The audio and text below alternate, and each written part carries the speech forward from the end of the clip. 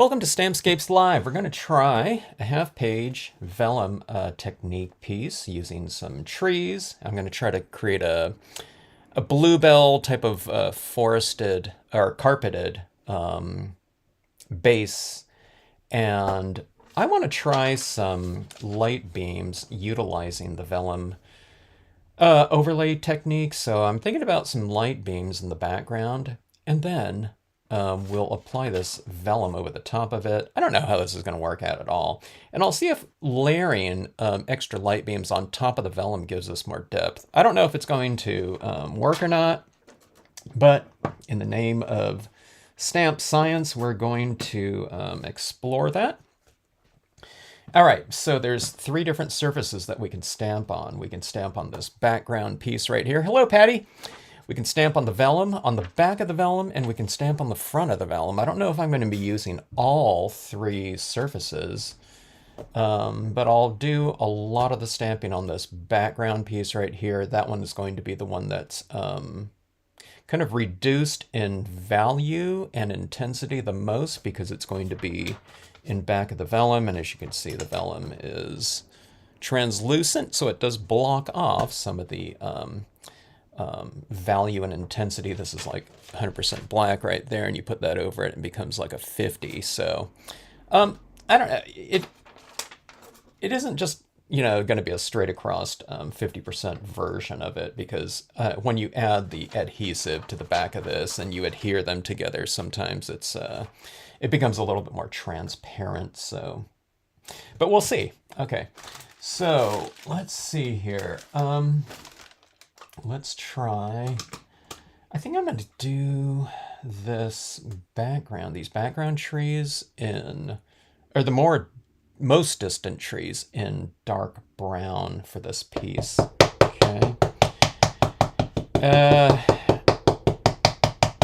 lot of this is going to be kind of an experiment, as always, but I would normally stamp these trees out probably with a little bit more contrast, doing them black, if I wasn't going with this vellum overlay with all these light beams and trying to create extra depth right here.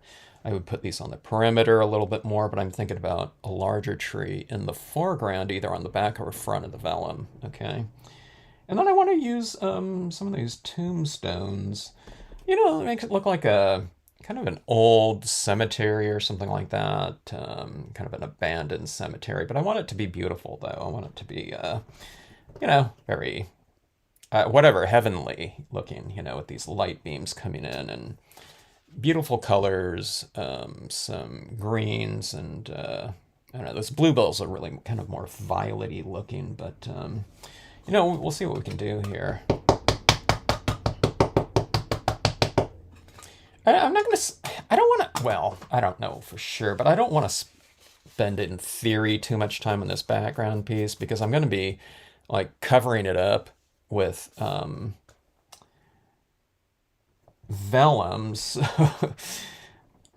I don't want to spend, like, a huge amount of time, and it's like, all of a sudden, it's like, okay, we can't see anything because the vellum covered it all up, So it is an experiment, and I do want to learn from it, but I don't want to spend like way too much time to have it not kind of, come out acceptable as a finished piece.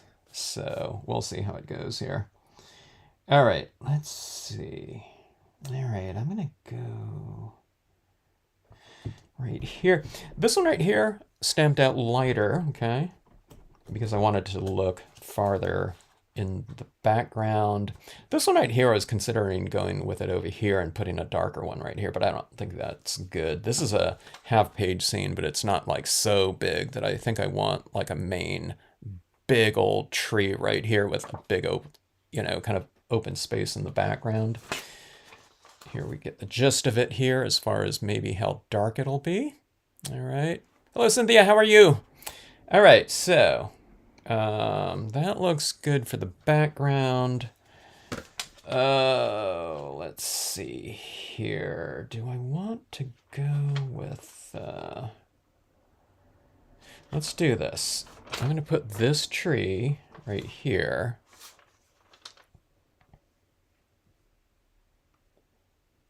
we're just winging it here as always.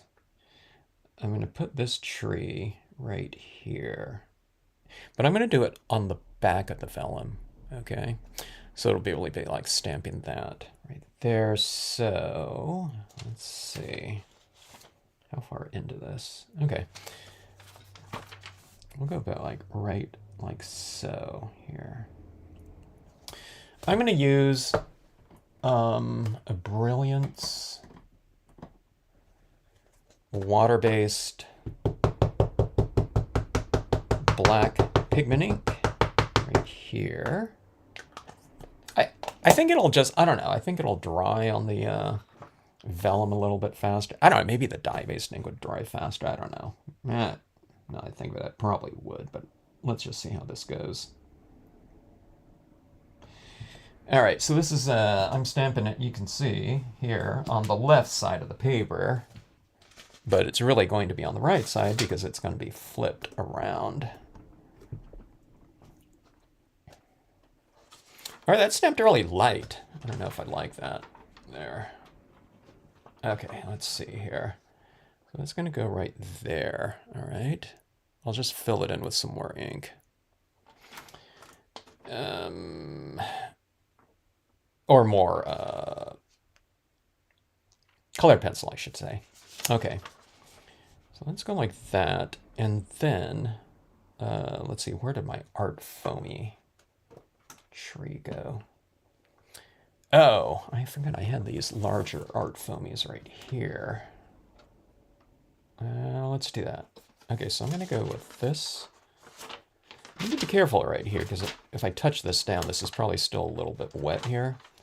But I need to get the kind of the gist of where this is going to go. Okay, so let's go like this. And let's go with these trees right here.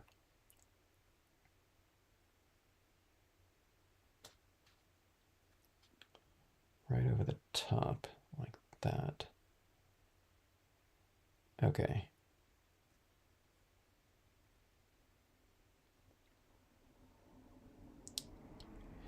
I'm looking right here, seeing how much space I have and how much space I have right here. So it's about a 1/4 inch up from the bottom and about a 1/4 inch in from the edge of the stamp, okay?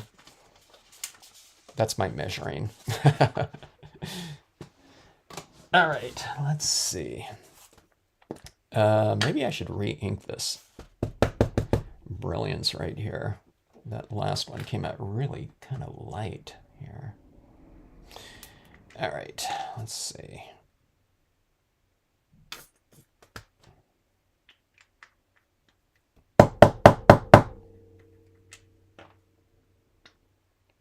There are certain things that I know what to do with this vellum. But a lot of things I'm still experimenting with. So if anyone is watching this live or in replay, this is more experimentation than instruction.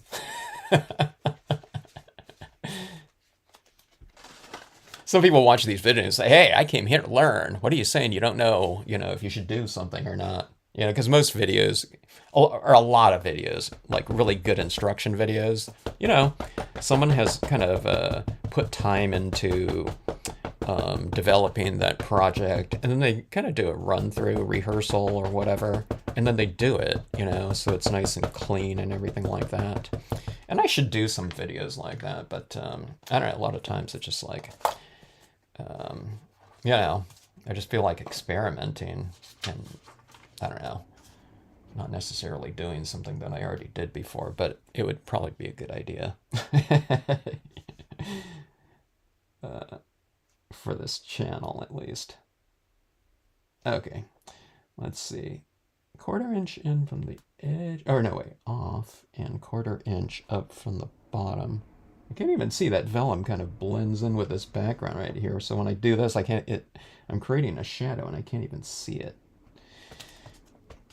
Not that everything has to be matched up perfectly at all. Function of Light 1, good to see you again. Good evening. Okay, let's see. Let's hold this down for a little bit longer to, hopefully, get more of that ink to transfer so it won't stamp out so light like that.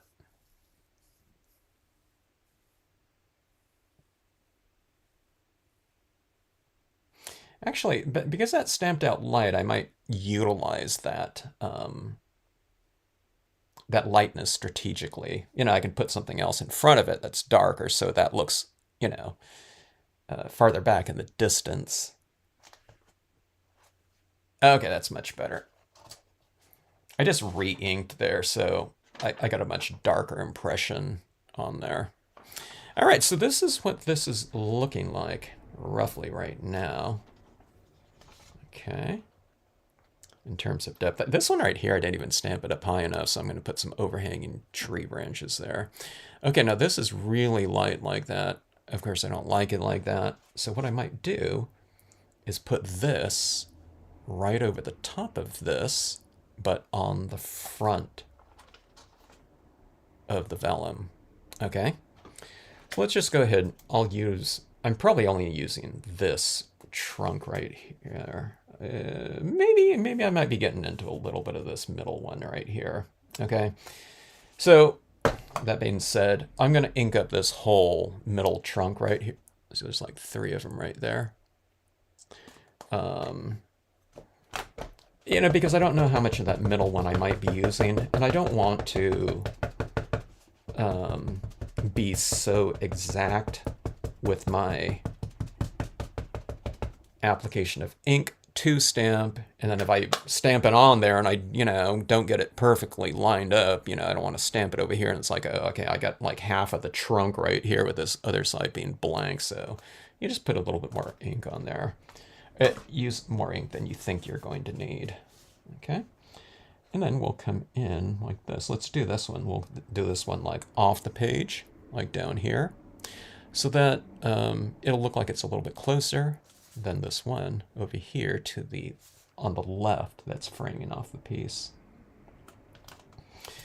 All right, let's do that again here. So allowing the ink to transfer a little bit more than, you know, my other one. I don't know, maybe, I don't know if I just didn't hold it down long enough or it was just my Brilliance pad needed more ink on it. I probably needed to re-ink. Those kind of faster drying inks tend to dry faster in the in our pads, of course. You know, StazOn being kind of the most extreme of that type. Brilliance isn't a fast drying ink, you know, in terms of, you know, it's not a solvent ink or something. It's still a water-based ink, but it is designed to dry a little bit faster than your typical pigment inks, because they designed it really to be used on glossy cardstock, and so it would dry on those. So it dries because it's water-based, but there's some sort of kind of accelerator, I'm guessing, in it to get it to dry. All right, there we go like that. So, fun of the vellum right there. We have a close trunk, more distant one, and another kind of close one. That looks a lot darker than this one, but that's going to, when it dries, it's probably going to be about that darkness, okay? And these inks, they look quite a bit darker when they're wet, so that black looks blacker, darker, and then when you move into like a white pigment ink, Brilliance ink, it looks lighter when it's wet. So as it dries, it tends to get more see-through and darker. All right, so that's what we're looking at right here. Okay, in terms of the imagery, we'll do a little bit more layering in here too. I'm not sure if I want to put something in here, right in here, because what I want is, my idea for this is to have some light beams kind of running across in here.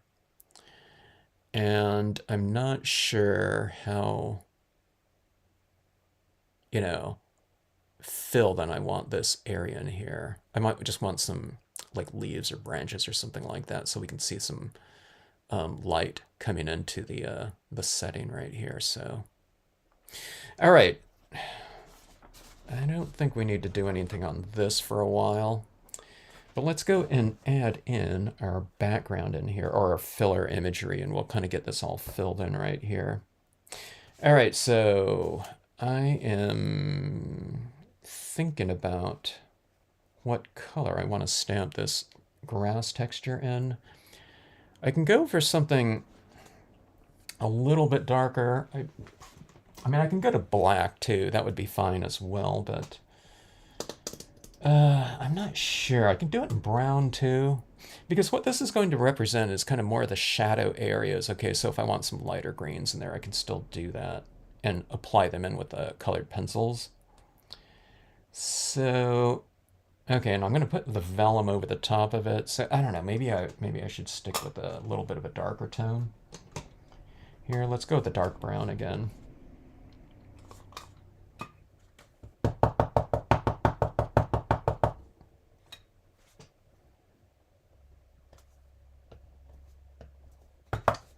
And this is the sedge filler. I call this a sedge filler. It's like grass filler.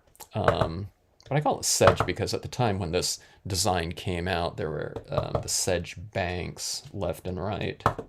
And this blended with those to extend them out a little bit. So thus the name.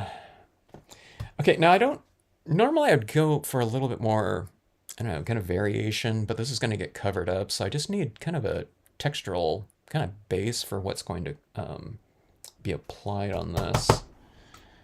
So let's go with that. And in the background here, I think I want a little bit more of a,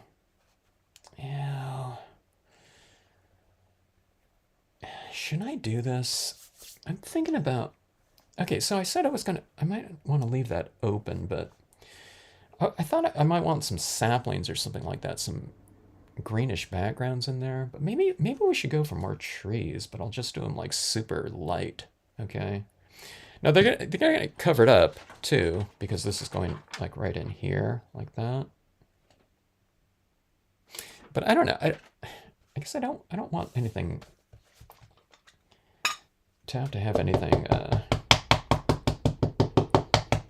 I don't want to have to fill in so much empty space. Okay, so maybe this will be the best way to approach that, or one good way to approach it, I should say. Okay, there's always many ways we can do things. Okay, so I did one impression right there. Kind of wiped off the base of it. I'm gonna have this kind of this mist in here. So if you wipe off the base of the trees, especially in the distance, it'll give you a little bit of a head start towards kind of that misty, foggy look. All right, one impression. Blotting off from base, up like that. So it's a little bit drier, less dry, a little bit moister there, but not super moist because remember I did wipe it off.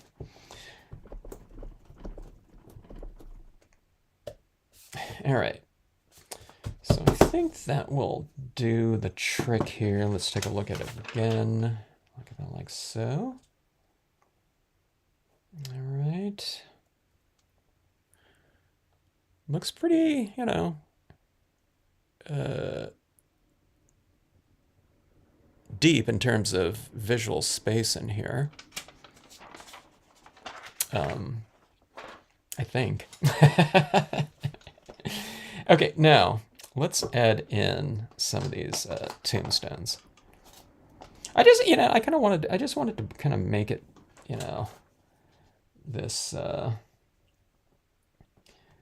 just show some different ways you can use these designs in here.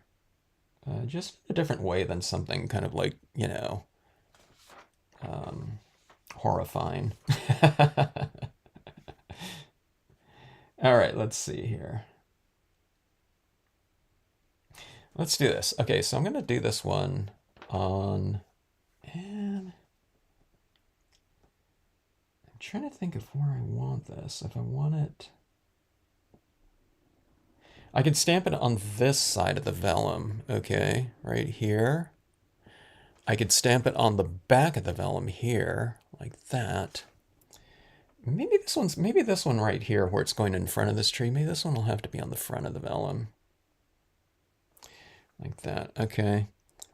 I don't want this to be like a city cemetery where there's like tons of tombstones or anything like that. But let's figure this out here, just in terms of placement. Okay, I'm going to go right here. It's like a little cluster of them, little like family, I don't know, whatever, plot right there. All right, let's do that in black, I think. Right in there, and I'll just kind of adjust accordingly. Let's go with that in black. Okay.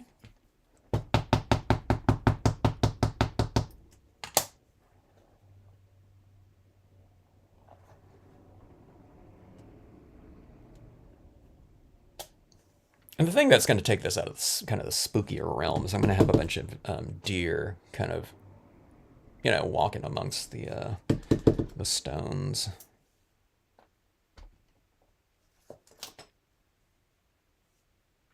So hopefully it's kind of more, I don't know, we're moving it from scenes that I've been working on, which are maybe kind of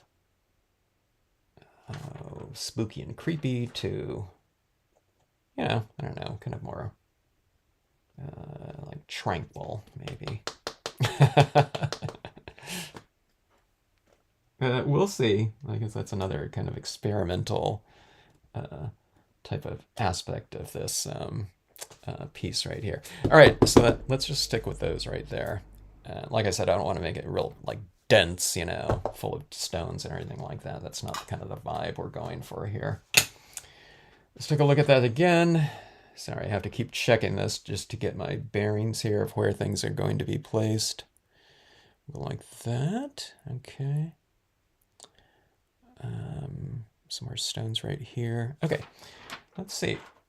I have a bunch of the deer in here. I have to kind of get my bearings in terms of placement here. So there's like this here.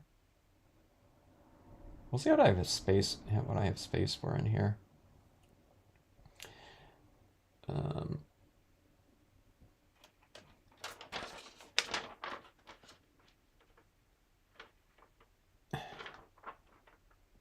I might not be putting those tombstones there.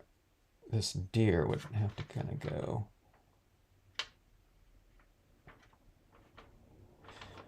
right about like that, I think. Everything might not be like perfectly to scale here. In the end, you know, the deer size in relation to the stones or anything like that, but we'll just get as close as we can. Okay, I'm wiping off the feet a little bit, which is something that I always recommend you do if you have kind of wildlife walking in like grasses or something like that. You don't want the base of their feet. I mean, you could, but you want their feet to be going into something, so you can wipe off the base of it a little bit. I usually don't wipe off 100%. I usually have it kind of wipe off some of the ink where it just stamps out a little bit more gray, like it's standing amongst that grass, where you can kind of see it a little bit. All right, let's see here. Actually, this will be better.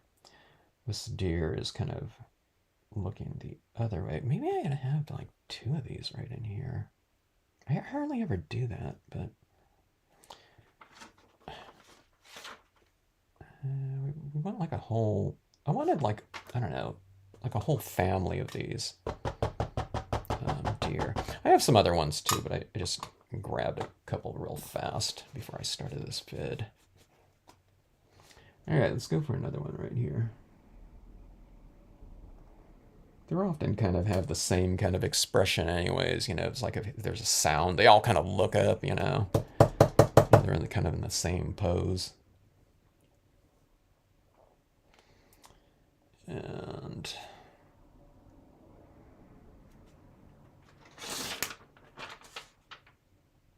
okay, let's see. I have this other one, this larger one right here.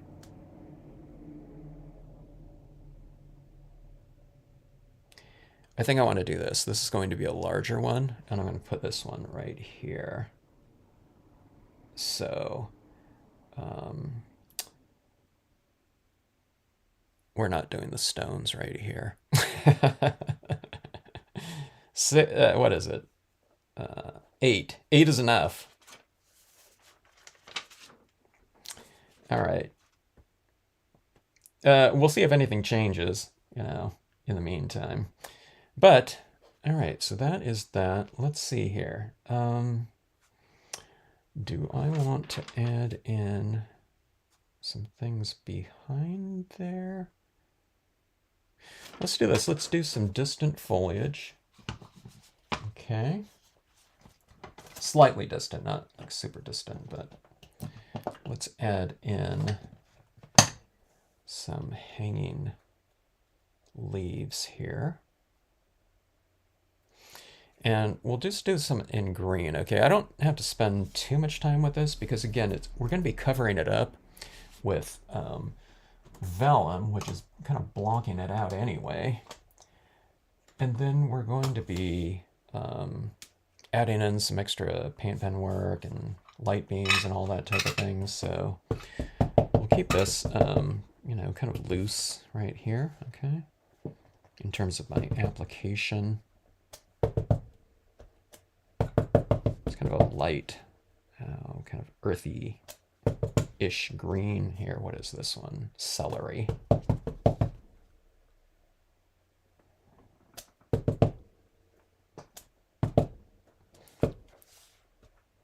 And I'll try to bring some of those colors down into this area as well, to kind of create a little bit more like a visual harmony in here with every part of the page. Okay, now in here, like I said, I'm going to have some light beams running across in here. So I don't want to go with too many of these darker leaves that I'm just about to stamp. I think over in this corner right here. I don't know, for some reason I always have my light beams. If I have it coming in from an angle, for some reason I always have it coming in from the left. I don't know. I should, just for this point of it, I should do a kind of a right side angle sometime.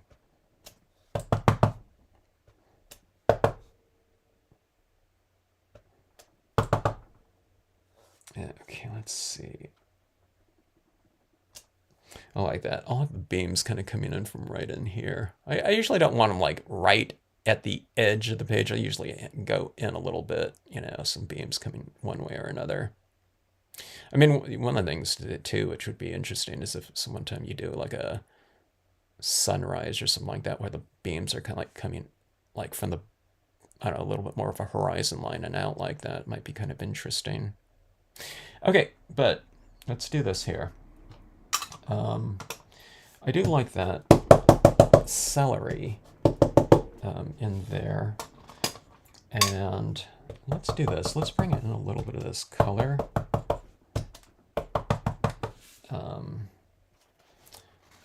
From the base like that, like little sapling types of trees are often just, I don't know, they're just full of foliage like that, okay? So I'm doing that at the base of those trees. And I don't know, that green color maybe will make a nice kind of transition into that greenish grass area that we'll have in there. All right, let's take a look here.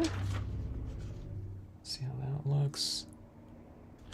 I think that green looks pretty good. Let's put another right in there. Looks like a prime spot, or it looks like it's missing some green if I don't stamp it in there. So let's stamp it off once like that, so we get a lighter version of it right here, because we have the silhouette of that deer head. And if I stamp anything too dark in back of it, that that deer's not going to stand out very much, or as much. So go with some lighter impressions like that, okay? And we have this right here.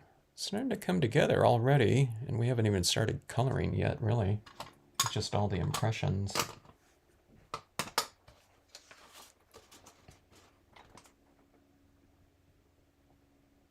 And I'll have some more foreground or closer leaves later on after I get all my beams and things like that in there. But I'm going to stamp it in black right up here, so hopefully it creates a nice kind of a... Oh, it's got like a tunnel of, I don't know, whatever, light or dimension, I guess.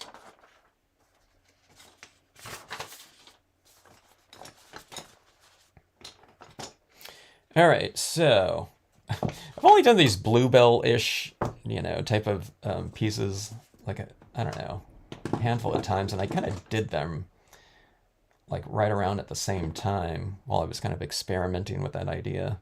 And I don't know, I didn't really do many after that. I like my first one the best that I did when I did it. And then it was like, how did I get those colors again? It was like tough. But okay, so I'm going to do this. It's going to be largely kind of like greenish down here, but I think I'll add in some violets just inherently on the paper. But I'll try to get like some, I don't know, some bluebelly-ish types of looks with the colored pencils and paint pens. It's going to look kind of more in this, kind of a impressionistic spirit. All right. But we'll see how that goes here. Okay, so I just have a kind of a warm re-inker fluid here, dye-based ink, and that's really going to give me a nice fast start at the coloring of this imagery and creating the shadows and light that I am kind of going for in this. I might have added too much here. Let's see. Let's get some of that off here. All right. So kind of with a light touch, I'm just using a paper towel. You can use kind of sponging or whatever type of applicator you want.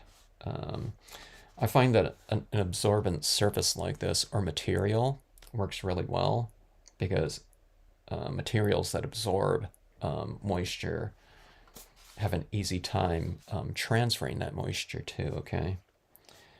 Like a paper towel, it's not going to get locked in there. Or there's some types of, there's a lot of types of kind of synthetics out there that they wick moisture as opposed to kind of absorbing it. So they don't absorb as much moisture, so you have less to transfer. So I just have an easy time with paper towels because that's what they're like really kind of designed for, is kind of absorbing moisture,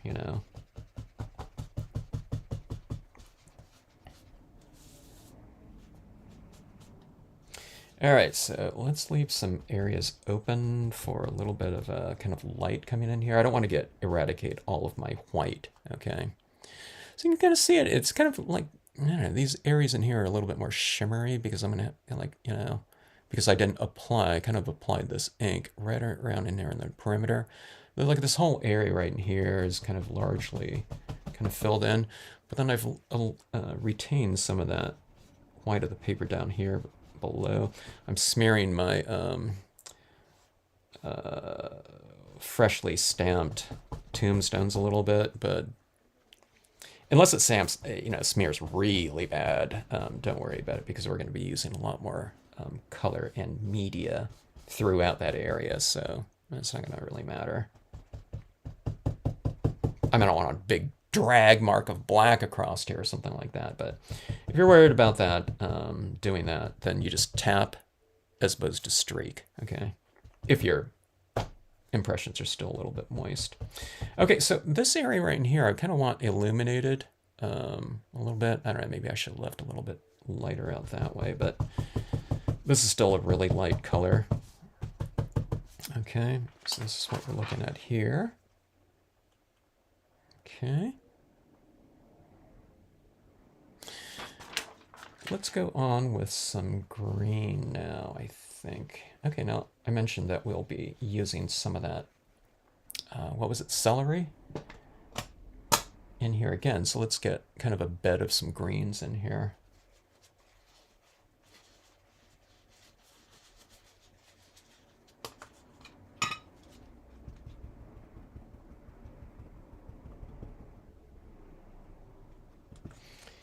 All right, here we go. That's kind of getting, kind of into your medium tones, so you can start kind of developing shadows with it a little bit. Whatever areas you retain some lightness with, especially if there's not too much light in there, just try to, not eradicate that, okay? And try to retain it so that you have a nice kind of a visual value range of tones in here, okay? So you have everything from light to kind of medium tones to darker, okay? So we're still working, with the really light tones right here still, but the two of them together overlapped kind of add up to a little bit of a darker whole, okay?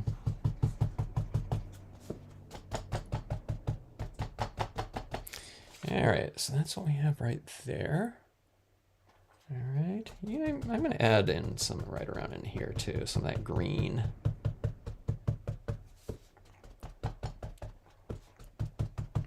A little bit of forest flora. All right, let's see. I was thinking about this now too. I think I'm going to go in and... Okay, now these two images right here, this one and this one right here, those were stamped on the top of the vellum. This is the back of the vellum right here. I'm just going to give myself a little bit of a head start in coloring them. I'm going to go in with that peach Bellini and color on the back of this just a touch. Okay, my peach Bellini is really dry.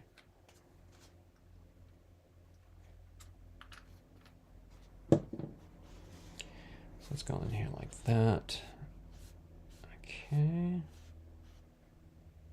Okay, this is like, these other trunks are a little bit too narrow. Maybe I can get this one right here because it goes off the page. Now see, I don't need to worry about that ink smearing because that impression is on the other side of the vellum, okay? And let's see right here. Now this one right here, that larger trunk right there is on this side of the vellum, so I need to be a little bit careful about that, especially because it's a Brilliance pigment ink, okay? So you see it has a little bit of tone right there. Let's see, we can stand to use a little bit more. Like this, and we'll get a little bit down here too, at the base of the vellum.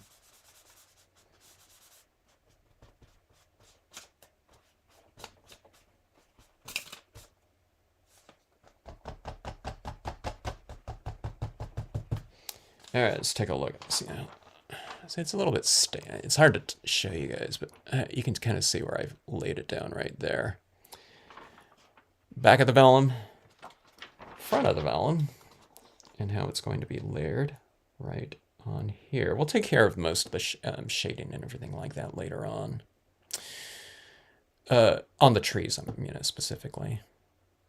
Okay. I think that's enough of the celery. Let's move on to a little bit of a darker tone for that grassy area.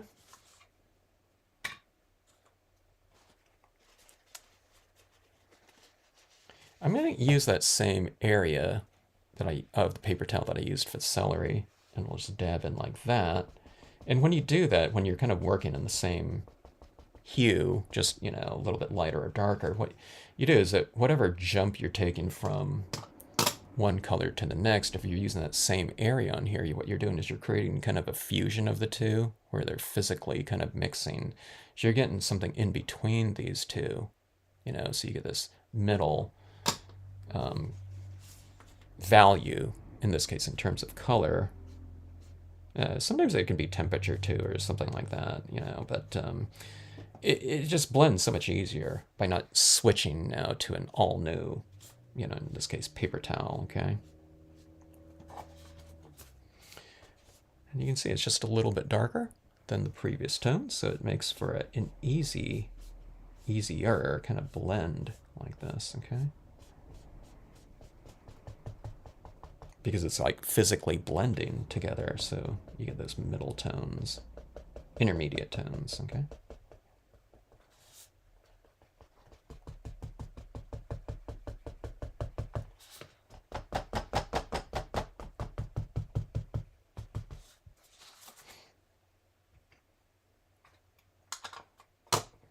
All right, let's see. A little bit darker, like that. It's coming together a little bit at a time. All right. So in my mind, what I'm thinking about is, as I look at that, I'm thinking, okay, do I go with other dye-based inks on here for additional shading, or do I just switch over to colored pencils at this point? And we do have some alcohol pens too. Okay, I pulled some out right here, especially in those kind of violet tones. So I might add some of that, but let me see. While we're doing this here, let's hit up some of these trees. I have these alcohol inks that are, they're just, they'll be really convenient as far as getting specific areas on the trees. So I'm gonna have the light kind of coming in from this way, I think. So the trees to the left will be getting a little bit more of a right side shading. And then here's like, I can't get that narrow tree with a, like a wadded up paper towel, so we can just do it with the alcohol ink, or you can do it with colored pencil too. Okay, let's see here.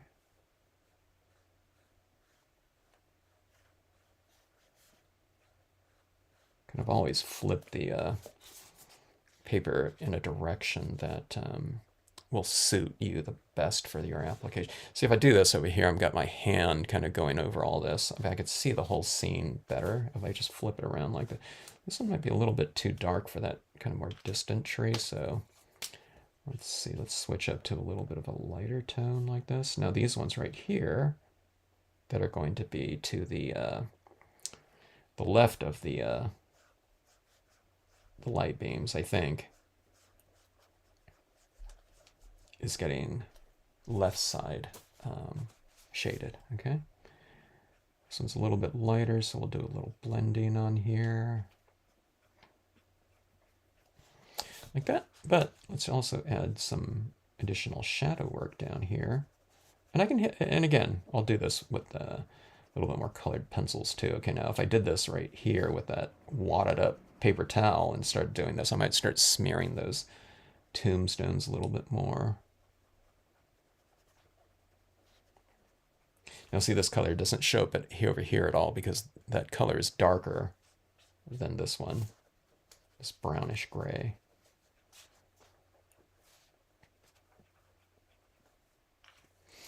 All right, let me take a look here and see. All right.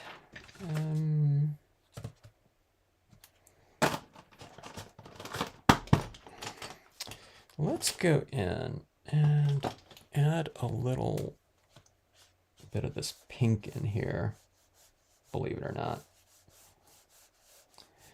It's just kind of a little bit of foundation for those bluebells that we're going to be adding in here. And those bluebells are, most of the photographs, I don't live anywhere near bluebells, okay? But most of the photographs that I see, they're kind of have this much more of a, like a purplish violet tinge like this one right here. I mean, it might, kind of transition. I mean, it has that blue tinge to it like this too. And maybe it's in between these two, but what this is doing right here is just kind of creating a little bit of a foundation for those other colors to come. Because if I just have it all green down here and I just start putting like bluish violet little flowers on here, it doesn't look like it's integrated as much or related. So we have this in here, and maybe what that represents is, some of the colored light that's reflecting off of flowers onto the grasses, so you would see that on them. Hello, Bill. How are you? We forgive you, Bill. And one name is as good as another. So Levin, I'm perfectly fine with. All right, here's a little bit of tan here. How are you, Bill?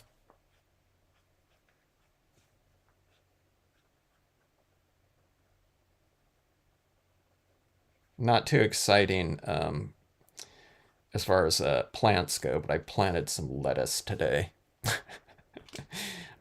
I think that they've been growing, but I think at nighttime, I think they're getting attacked by, I don't know what, maybe snails or slugs. So all my little saplings, and I think they're gone by the morning.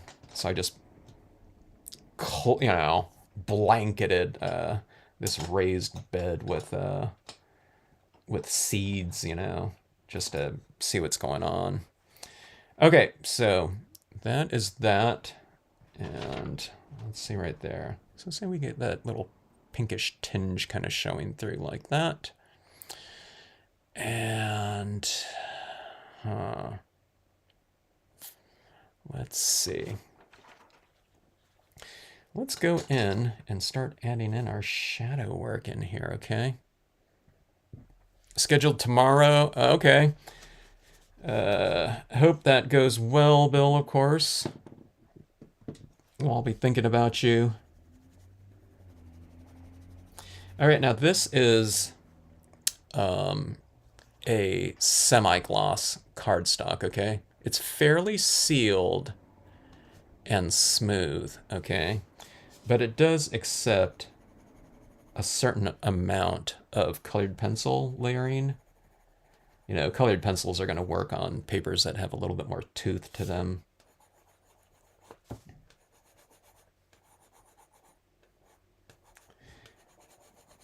At least in terms of achieving kind of I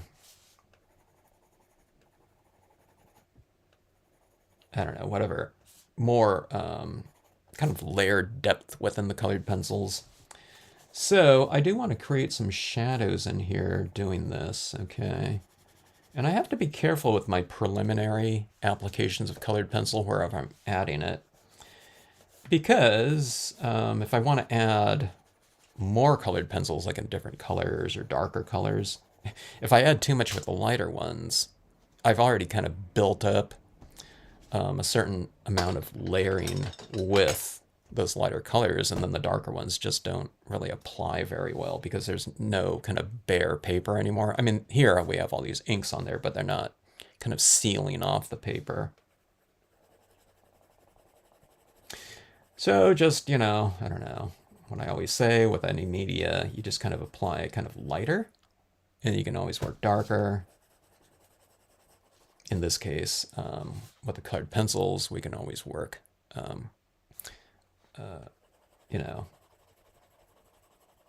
with darker tones, but don't get too thick with them early on, okay? All right, that didn't make sense at all.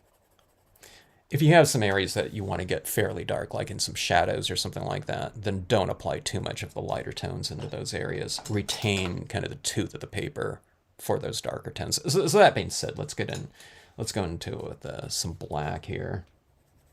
And I'll just do it like a really light application of black. So it's like gray, grayscale. Let's see the base of these tombstones here. And again, I don't want to make these ominous. It's supposed to be kind of a tranquil setting of nature here.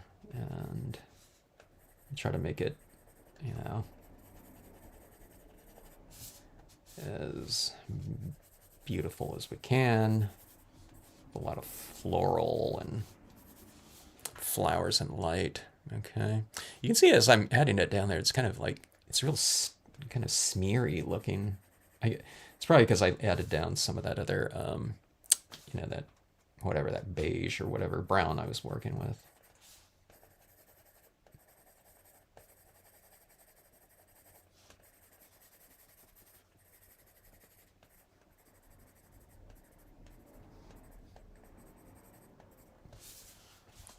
All right, there we have it like that. Take a look. See what that's looking like. All right, let's get these trees going here. I don't know what side of the trees I want to color. I guess let's just go with the back side, and then I can do the front side later, or in addition to. Okay, so these foreground trees, I'm going to go with. I'm going to have them kind of more kind of interior lit, where the light is coming from kind of within the card. In the background, I have them kind of more directional, shading on like one side of the card, depending on what side of the card they're going to be on.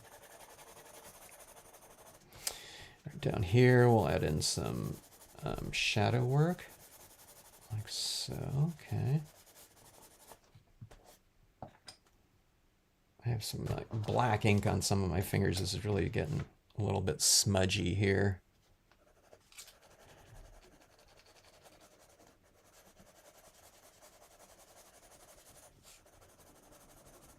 Okay, this is where this tree kind of stamped out really lightly. I'll start to address that issue.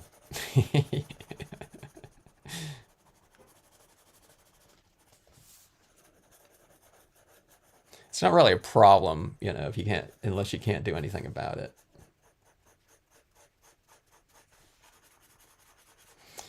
All right, so there's a little bit of brown. So just the first color. We'll get darker, more shaded, hopefully more kind of rounded looking. All right, so that's what those trees look like, just kind of on their own.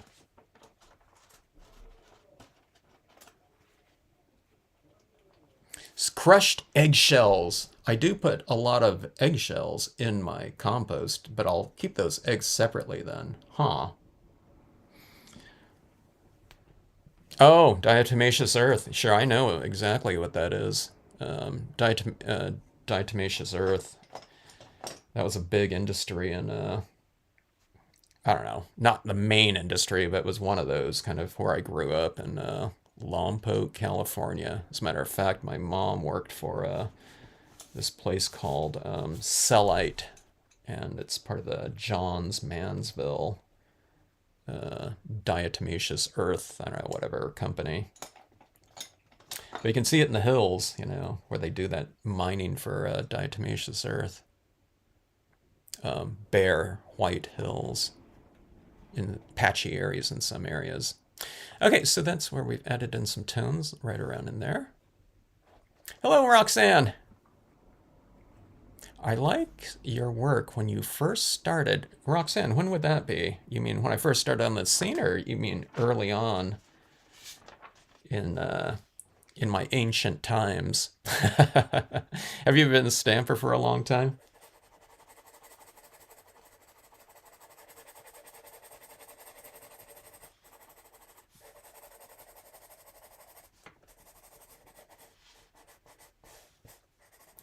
It's always fun, kind of meeting people from, that have been stamping for a while and kind of reminiscing about,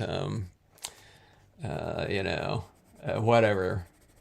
Not necessarily the old days, but just, I don't know, just kind of how things have changed over the years, and, how certain things were available, how a lot of things weren't available. By the way, I'm adding in some black colored pencil now. That'll really start to kind of flesh things out and kind of make it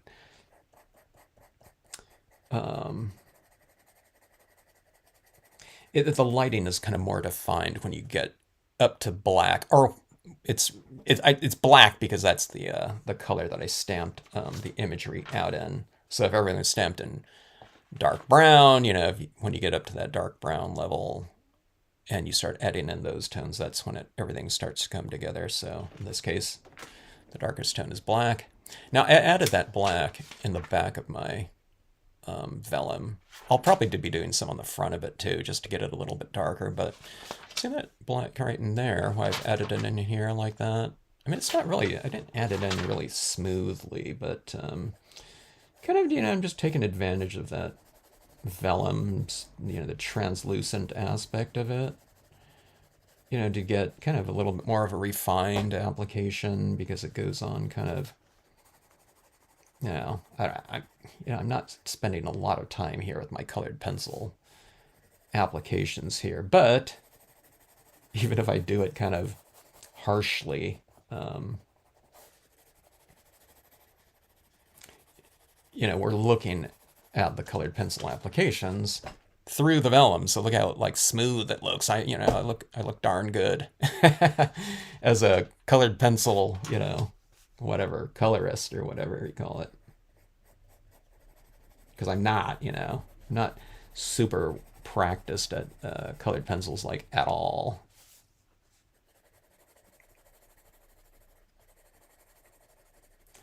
But the vellum, by the way, too, it's really nice. It's a really nice surface for colored pencils with all that kind of texturing on it. The vellum.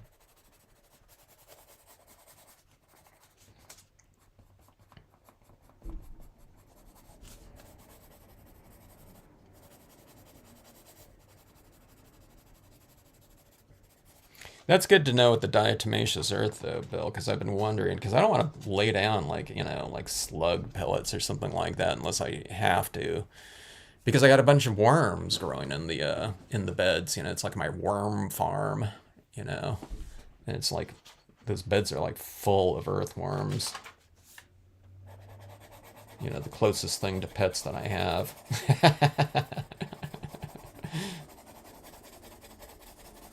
All right, let's see. Let's take a look here. If you just joined in, this piece of vellum here is going to be adhered right to the top of this. So, I mean, that's one good thing about the vellum. I mean, you can't, I don't think, there might be other ways to do it if you really manipulate it, but it's really hard to get that level of depth or that specific look of distance, just on a piece of paper, which I've always been trying to do as much as possible, throughout the years. I try to create as much depth on, just a single piece of white paper that we're stamping on. But, the utilization of little tricks like the vellum, like this, I mean, it just kind of, it adds that other kind of extra layer of depth and translucency and texture and all that type of thing. I don't do it too often though, but I do enjoy it, and I do enjoy the look. I really need to kind of experiment with it a little bit more, like what I'm doing here, because I think there's a lot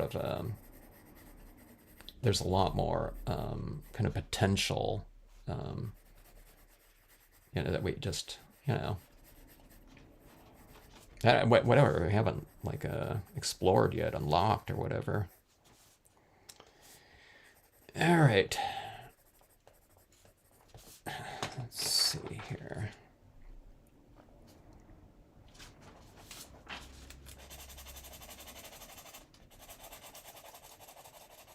Okay, this tree right here, this other kind of tree trunk that's stamped out pretty light here. Oh, and by the way, I filled it in up here.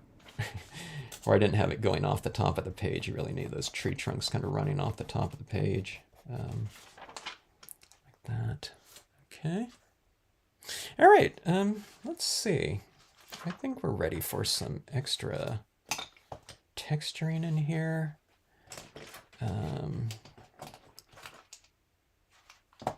Let me use a little bit of this one right here. This is a little bit of a, yeah, don't know, is that too, that's like awfully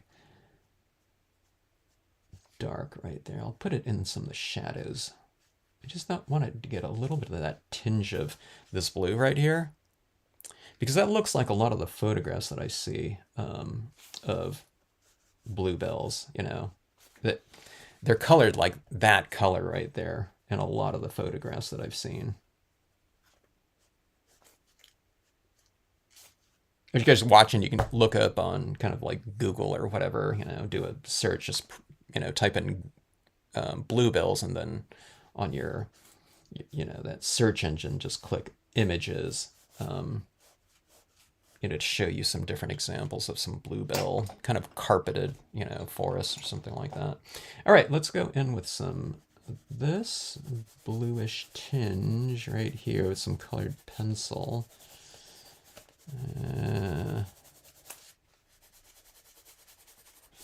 Like that, and hopefully that gives me a good enough foundation for some of these flowers here.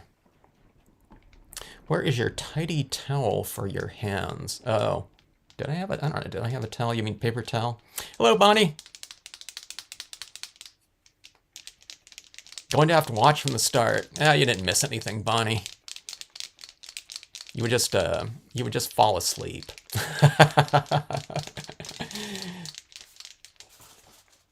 You're catching it from the best part on, I think.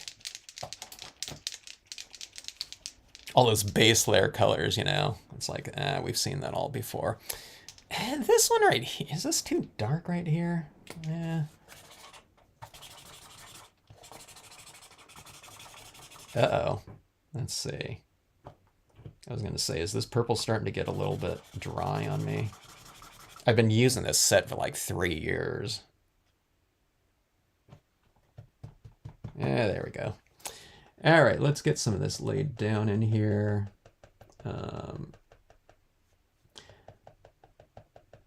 Now you can't, you probably can't see that very well. I'll try to zoom in a little bit. Because the value of this violet is approximately the same as the values that I'm applying them over. Okay, but it'll be a nice kind of hopefully transition into the lighter tones that I lay down in here of those, whatever, violet family.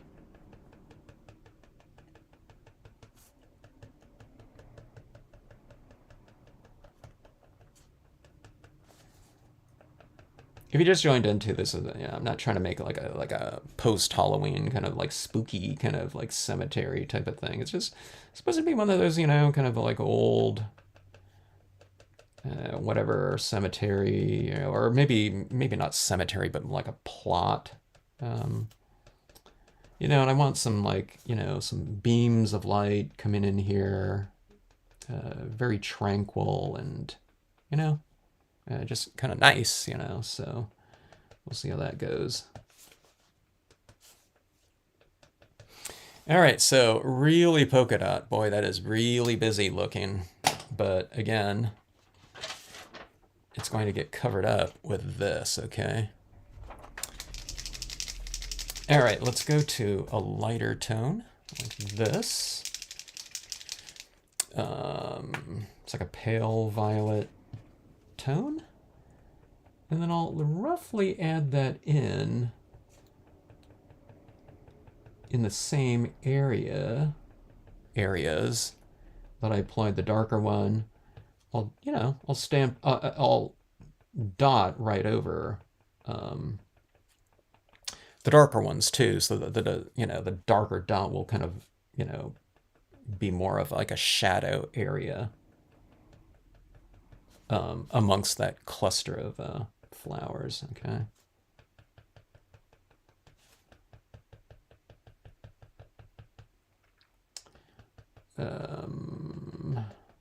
Okay, I need more tone. I can see. Now, you know, we can go to pink or something like that too, but let me see if I can get another bluish tinge in here. It's more looking like lupin or something here, which would be fine too, but all right, let's go for this more bluebellish look, okay? Okay, now this one right here is lighter in value, so I'm going to put some of this in those light areas.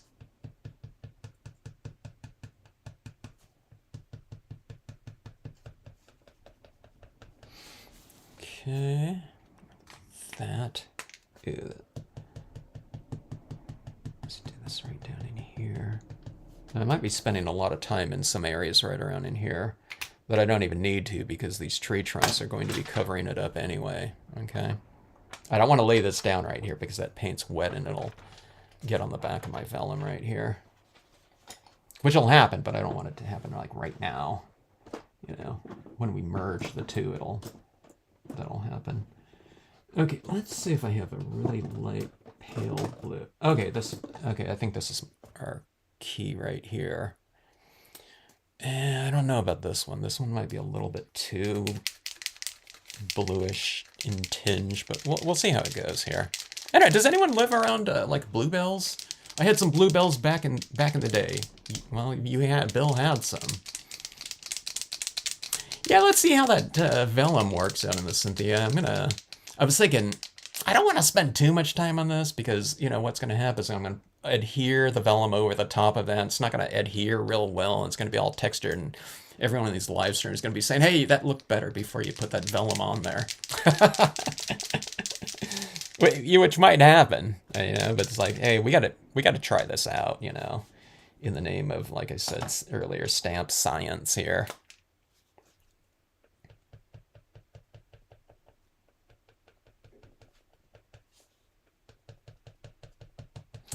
Yeah, it looks okay. Again, so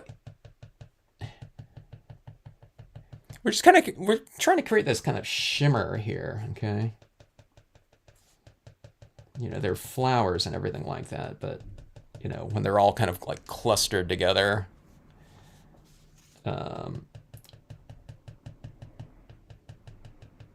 they become kind of like just more kind of like a textural kind of I don't know, not a textural mass, but I don't know, something like that.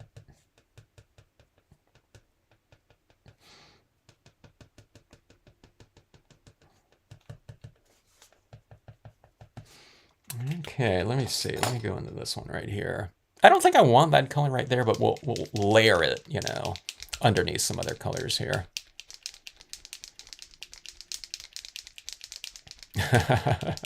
Ice cream don't count.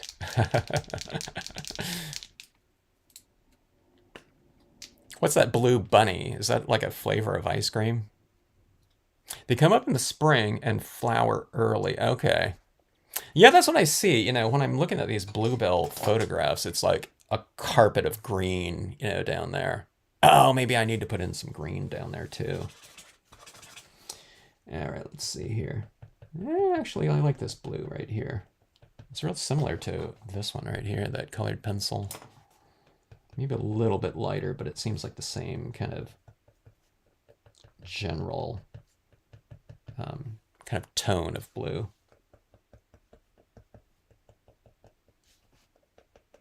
It's like a semi-light cobalt or something. Okay, now as I'm saying this to you guys, I have in the background, like my streaming software is up, so I can't see everything. But I have a photograph that I'm looking at my computer, and I'm kind of referencing those tones in there.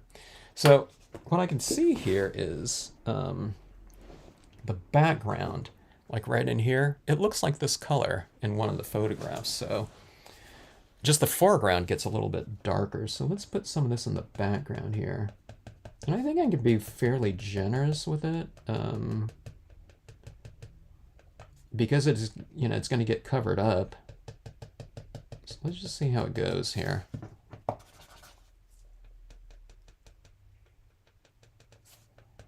Yeah. I want to get bolder with some things, you know. Just nature's colors. I mentioned that in the previous stream. It's like sometimes I see like, you know, like photographs of like fall foliage. A lot of that, it's like you see these deep, deep crimson greens, which I usually don't do in my scenes. You know, nothing that like super, super bright. Because I don't know, in theory, in my mind, it would look kind of fake. Maybe with the way that I would, you know, do it or whatever. But in reality, if you see out there, there's like so many super bright tones, like really intense. So I need to be a little bit bolder at, you know, I think, you know, in creating that type of thing. Okay, I'm liking this blue quite a bit here. I think it's adding to it, the whole look. Maybe a little bit better.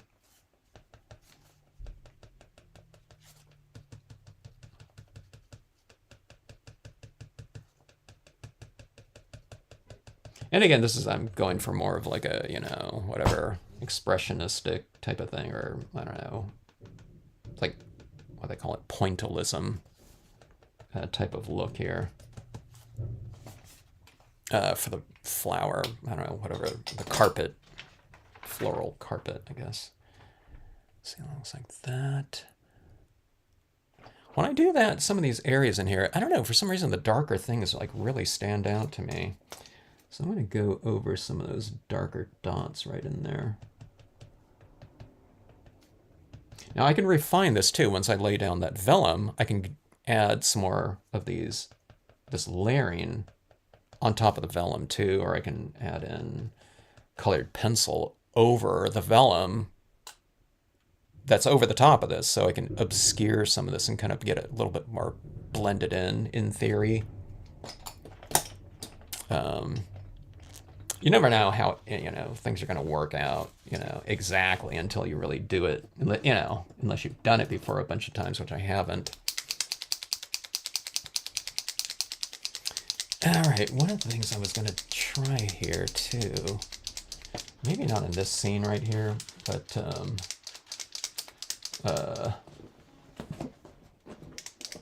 Debbie sent me a bunch of these Jane Davenport paint pens, white paint pens. Let me try this one out right here. She went to Australia. I don't know if you're supposed to shake this. There's no ball in there, so I guess things are ready to go. Let me try this right here. Thank you, Debbie. All right, let me see this right here. Kind of a translucent white right here. Unless, again, like I don't know if I'm supposed to kind of shake this up or not. This is probably going to dry quite a bit darker than what it looks like when freshly applied, okay? I don't know, that's what I'm guessing, because I can see that it's not super opaque. It's got a really nice tip on here and spring to it, though. I don't know, does anyone know the Jane Davenport designer? You know,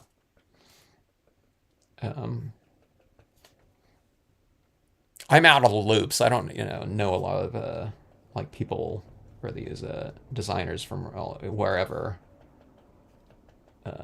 most of the time.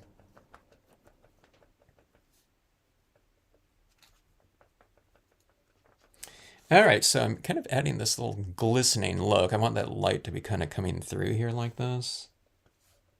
So adding quite a bit of like little whatever white reflected light like so.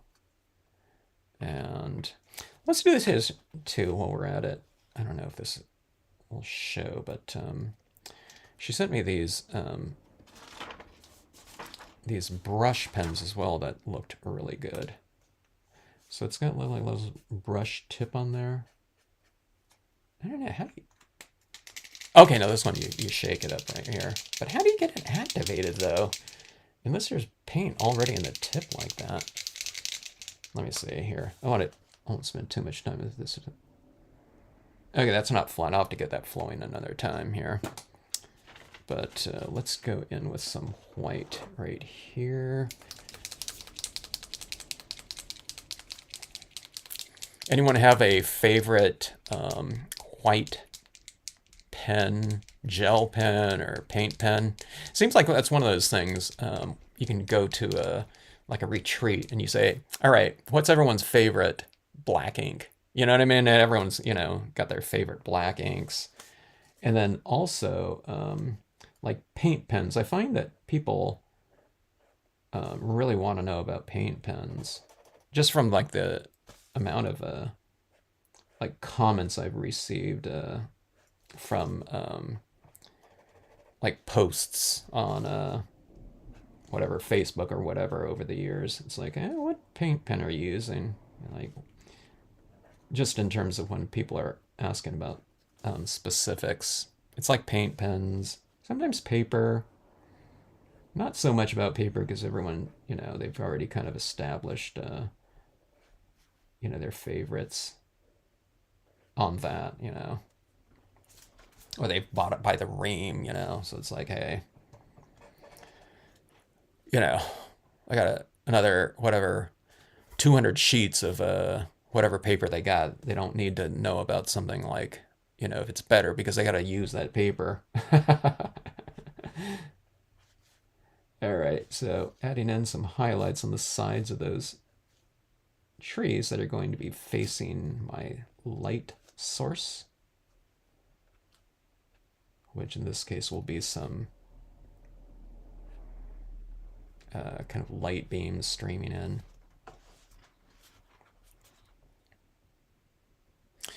All right. These are T-Stro pens. They really kind of dry fairly transparent, so in order to get a little bit more of a opaque application of it, like with all things, you just kind of layer it a little bit more. Okay, so the tombstones right here, let's get a little bit of lighting on the sides of the tombstones that will be facing the light.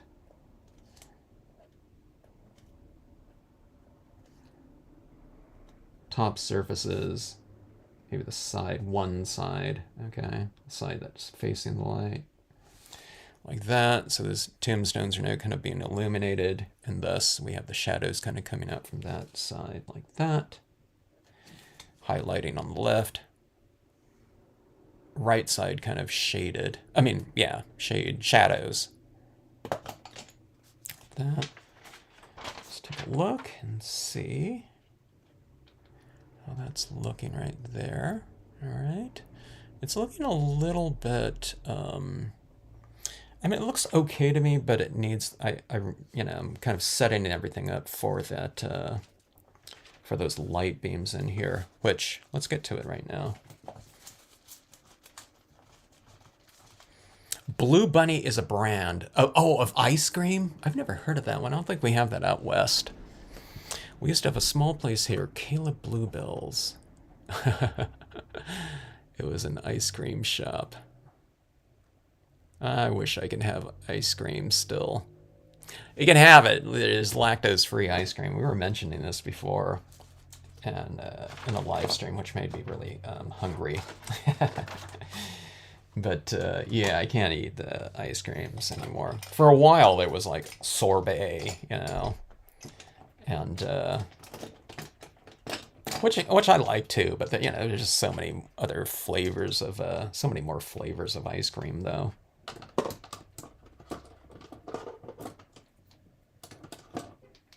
And absolutely more flavors of regular ice cream than lactose free.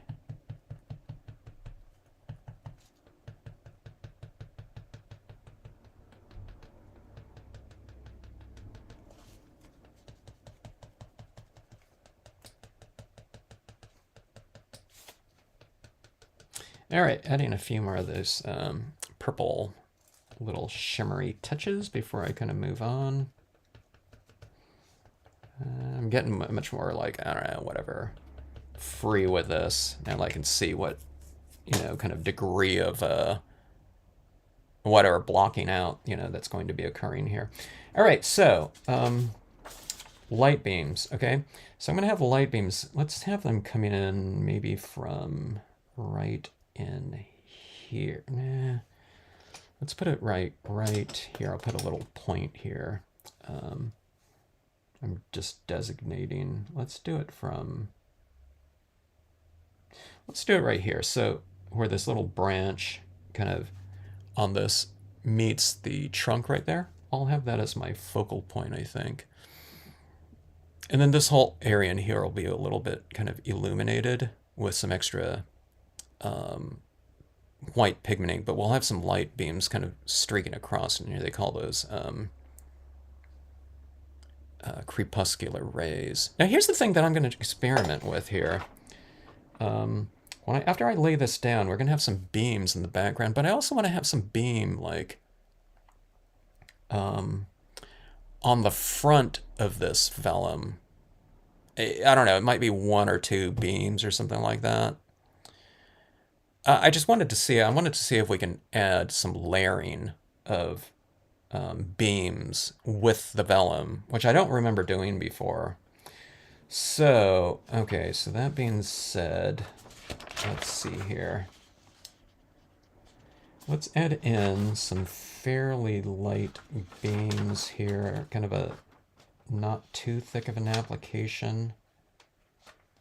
And I'll leave room for, I guess you can call it the foreground beam, I guess, you know, on top of the vellum, but we'll see how that works here. Let me see, I want to read about this ice cream here. I don't mind talking about ice cream because it's a good memory. I wasn't like a super like ice cream eater or anything like that, so it's like I've never like missed it a lot, but at times though, certain flavors if I'm somewhere. Like one time we took that Tillamook cheese factory, and they were making that Tillamook, you know, ice cream there, and you know, I couldn't have it, but I did taste a little taste of I don't know if it was my son's one or my wife's, and I was like, oh, that is really good. All right, so this beam is going across here. Here's the thing about these light beams too. Don't have a big, strong, kind of uniform application of it. Kind of intersperse or and vary the beam, okay? Now I need to see if I can even see it in here. But a little bit more pigment ink towards the source of it. But see, when you go like this, see, I don't have this solid white application going across. Like there's hardly any right here, okay? Because that's how this beam would look anyways. It would be getting broken up by leaves and everything like that. A bunch of stuff in the foreground, or there's mist in the air, and we're seeing it because there's mist. So it might not be like a solid, you know, beam of it, okay? So again, I'm using these 2 pieces of paper as my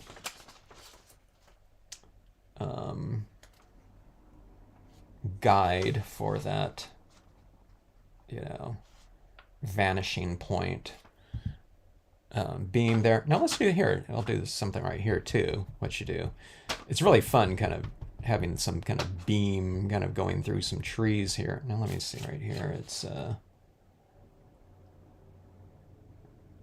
let's do this. I need to get my bearings. Okay, so see these 3 trunks right here, right there. I'll have the beam going in front of the tree, right over here to the left of this other tree. Okay, and then let's see if I can do this right here. And then in between the trunks of these trees right here, I'll have, it's like you're weaving light, I guess, the way that I can kind of describe it here. Okay, so this beam kind of went in front of that one, and it's going in back of that one. Maybe it wouldn't do that.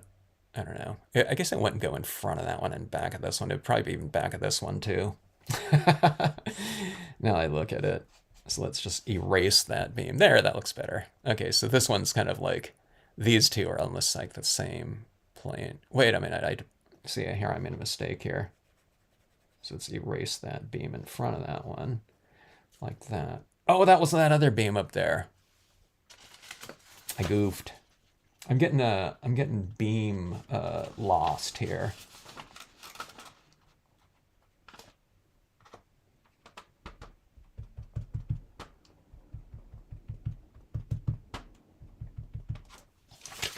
Needless to say, you know, there's plenty of time to edit this stuff. Okay, so see this beam right here? This one is behind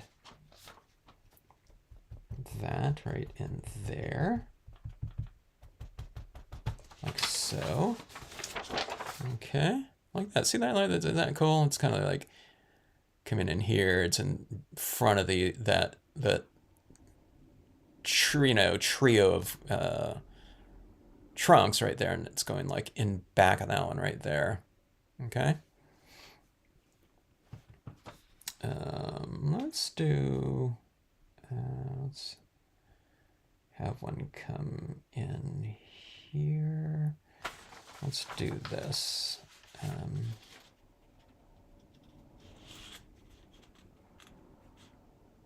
See, I'm having to think about that one that I'm going to be using, that other beam in front of the vellum. So I'm kind of not sure of where to put some of these right here. Let's do this. We'll do a kind of a suggested beam here, maybe. So we'll just kind of create a trail of light hitting these trunks from a certain side and width right here, okay? Like that. So I won't do it all the way across like that. In here, so I'm leaving kind of space for the what do we call it? The exterior light beam or beams like that. Okay, something like that. See, it's like just on the trunks like that, so it's like a weaker beam. A caramel waffle cone. That sounds good.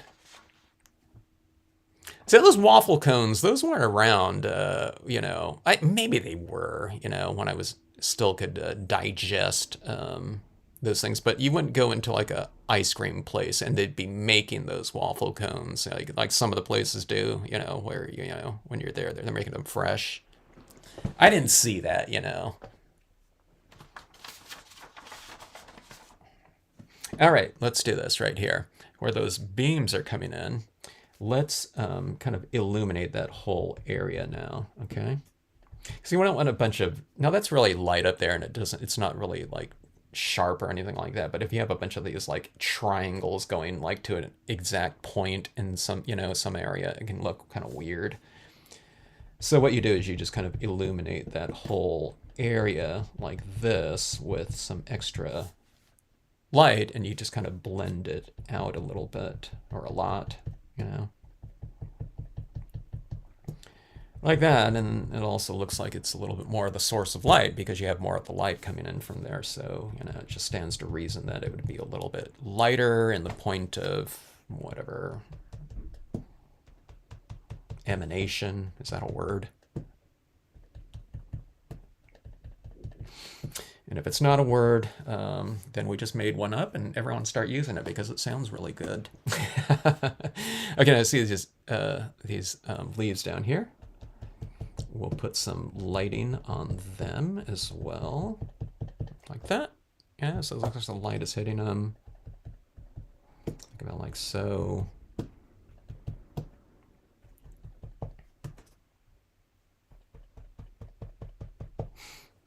Okay. Yeah, there we go. Remember, this is going to look darker than what it looks like when it's been freshly applied like that, okay? All right, let's put some kind of light and mist down here. This is all kind of like really kind of like busy looking with all that, all those dots. So we go in here like this and we kind of blend in and mute and, I don't know, kind of incorporate all of that texture and objects in with that same type of lighting in here. I pray that when I put the vellum over this piece, it doesn't kind of completely ruin it. No, we'll see how it goes.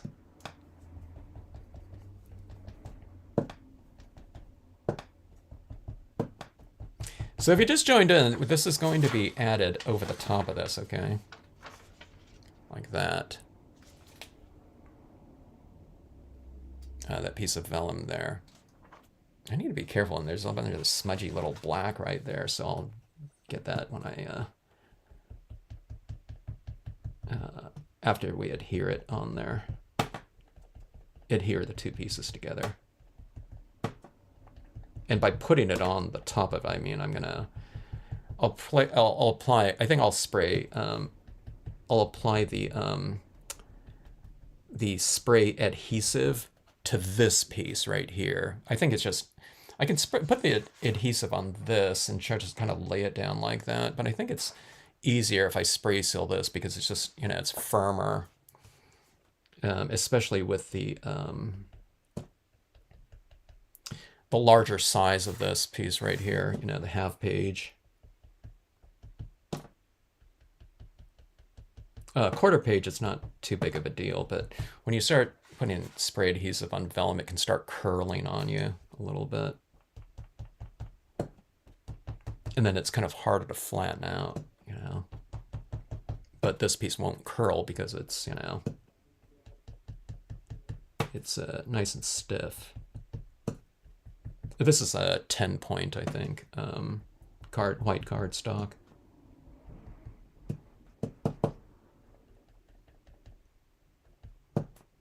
Okay, so I'm kind of adding in some more of this white pigment ink at the base of some of these trees, kind of making a little bit more of a glowing, you know, type of light in here.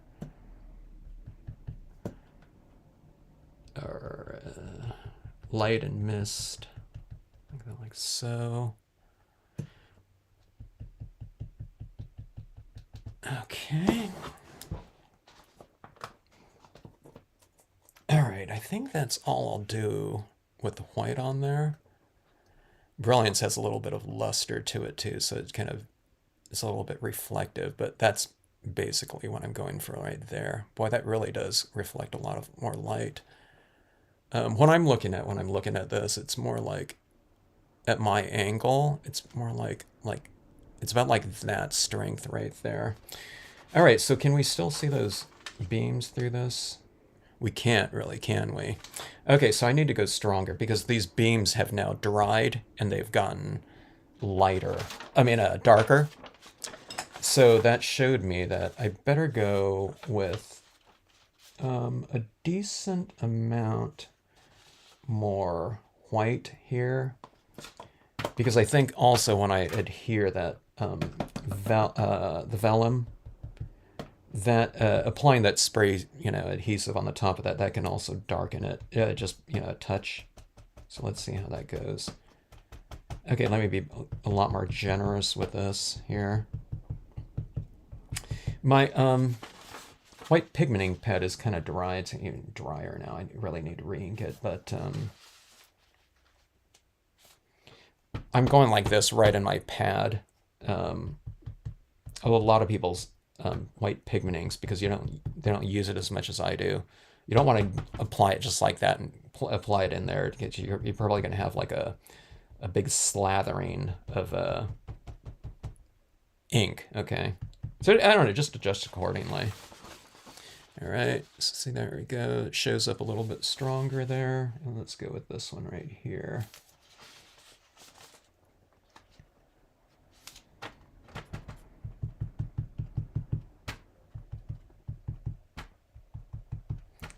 You can use any brand of pigmenting for this too. On the semi-gloss cardstock, a oil-based white pigment ink will work just fine. It'll adhere and dry and everything like that on there, no problem. Okay, so there we go like that. I'm spending a little bit of time around like some areas in here, but I can also do that over the top of the vellum too. Some of the shading here, or whatever, highlighting, I guess, or fogging, whatever you want to call it.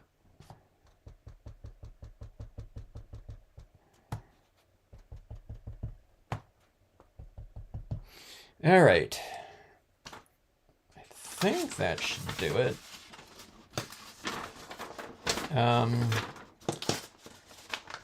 And if that wasn't enough, so be it. We're going to move on because I'm curious to see what this is going to look like here. Oh, hello, Debbie. Thank you so much for those pens. I gotta get the feel of a. Hey, I don't know. I'll ask you, but how do you get this flowing right here? The brush tip one, because you can't. This doesn't have like you don't retract it. So how do you get that part flowing? But yeah, this pen was really cool. I tried this one, so that one like applied really nicely. All right, so that is that. Let's go, and I got to go outside, and I'm going to apply that spray adhesive. I'm going to be spraying it with this right here, the 3M Super 77 spray adhesive. There's a lot of different types of brands out there. There's art brands and everything like that work just fine too. So let me see. I'll check out what you guys wrote up here. I'm scrolling down here. I'll have to go back and take a look at that. Tillamook is all the rage. Yeah, they have it down here in Southern California. But yeah, that factory, the cheeses and stuff. I hadn't had their ice creams before until we went up there, but I had seen their cheeses for years. All right, so anyways, I will be right back. Give me about a minute, or I don't know, maybe 2 minutes to go out and spray this. I'm going to try to get a nice even coat on here. I don't want it too thick of a coat, but you want it pretty decent, just so that when you apply this down here, it's, going to adhere to it well. Hello, Linda. And hello, Military Mom.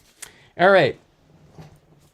Back in 5. Someone write back in 5 or something on the chat. Maybe 2 minutes, not 5.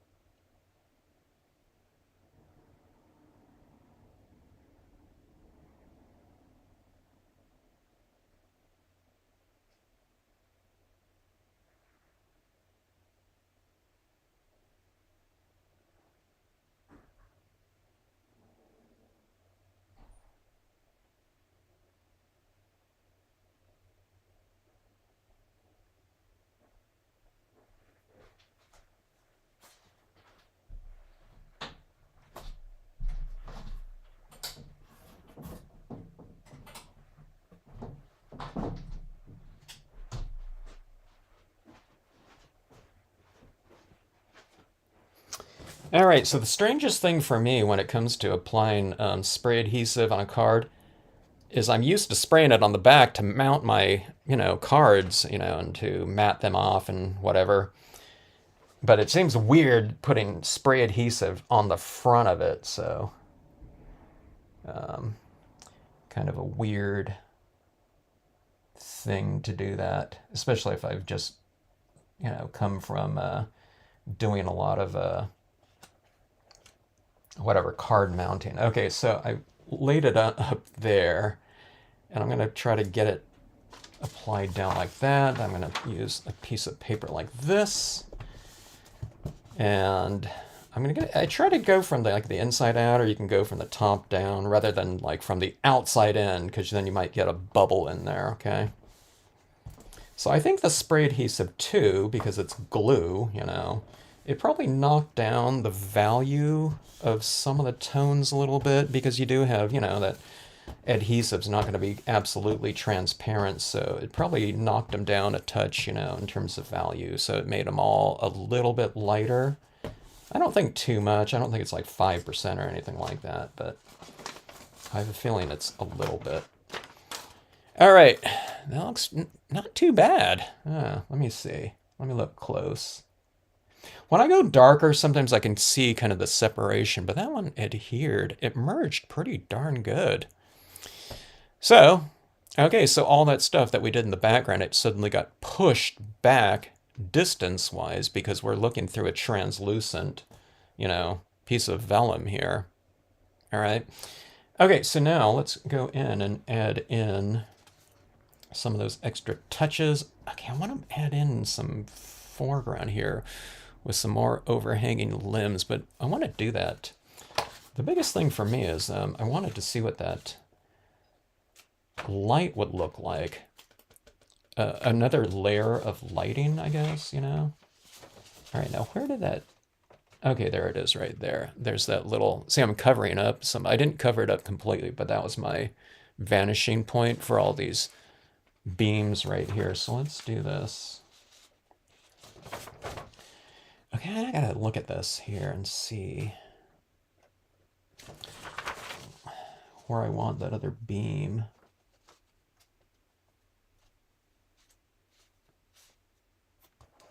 Okay, let's do this. And I want it to go, I was thinking about, I want it to overlap some of these other ones a little bit, maybe. So, or do I? I don't know. Maybe that wouldn't be good. Here, I'll put one kind of in the middle, maybe, of a couple other beams at first, just to get the gist of what this white pigment ink is going to look like on top of the vellum. All right, so I'm going to avoid that tree trunk right there, okay? This one right here, this dark one. And we'll put it behind that, but in front of everything else. Okay, I'm losing that little vanishing point. Okay, here we go. All right.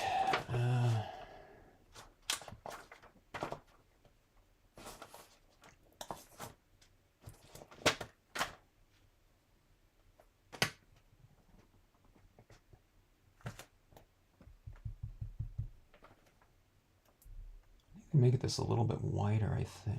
Let's go. Let's start off with that. I wonder if it's dark enough in the background. I guess I'm just going across most of these tree trunks right here. Because, you know, if I put that as white, it has to be dark enough in the background for it to even kind of like read as a beam, so we'll see. You can always go lighter, right? And as we saw, you can kind of wipe it off if you don't like it. I don't know if I can wipe it off the vellum. Probably, but I'm not sure.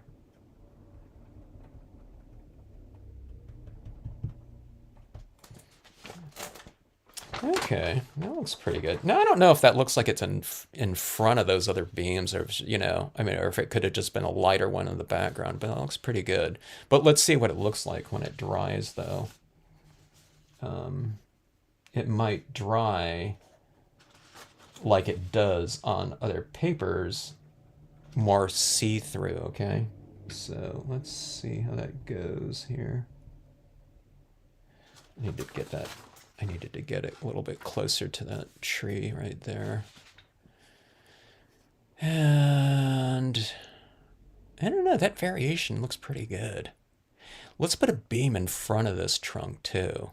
Maybe that'll create even more depth. Then let's put it across right about right here.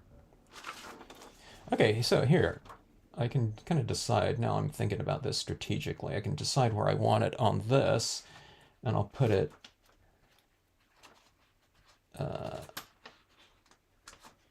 I'll put this like that, and then I want it right there. Maybe that's what I should measure from, is from the thicker portion of it.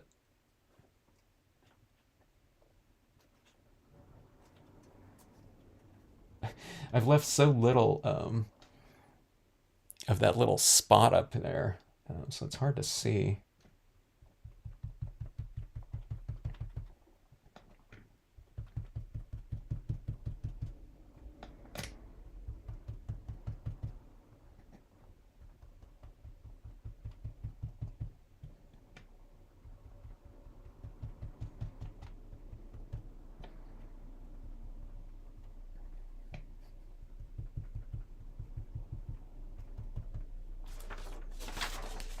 Yeah, there it's going in front of that tree.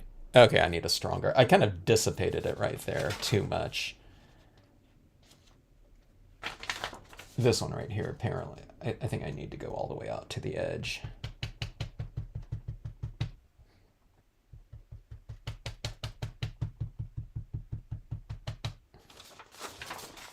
Yeah, I'll go like that. All right.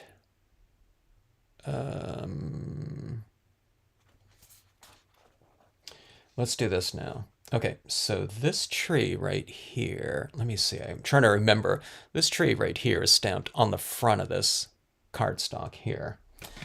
So now see what I was talking about right here? See how angly that is right there? It looks awkward. It's really sharp right there. So I think I need to put some light into this foreground area a little bit, just to blend that out, okay?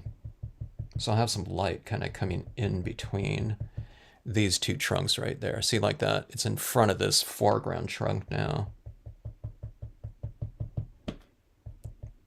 Now to be careful here. See, I'm picking up some of that black of the impression of this on the front of the vellum, okay?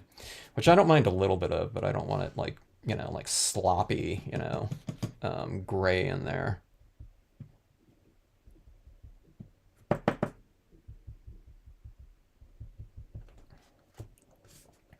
Let's put a little of this in back of this area too, right back here. And then, let's bring a little bit of this mist right down into this area too, I think. You don't always have to do this, but a lot of times if I go high with something, I also kind of go low with it, be it whatever, a texture or color.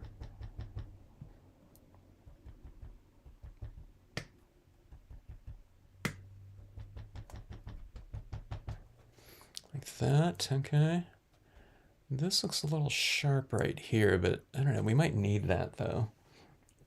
And then what I was going to do is I was going to stamp out this other deer right in here in black. And I think I can add in some of their foreground. This looks a little bit sharp right here, but I'll add this deer right here, this larger one. And then we'll go with some foreground imagery over the top, and I think that should do it. Oh, thanks, Military Mom. I made it back in, I think, 2, though. Military Mom gave me a little bit of an extra leeway. All right.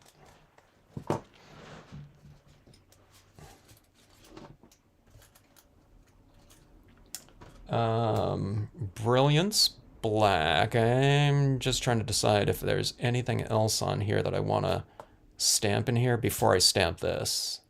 I don't think so. Let's go ahead and try it out.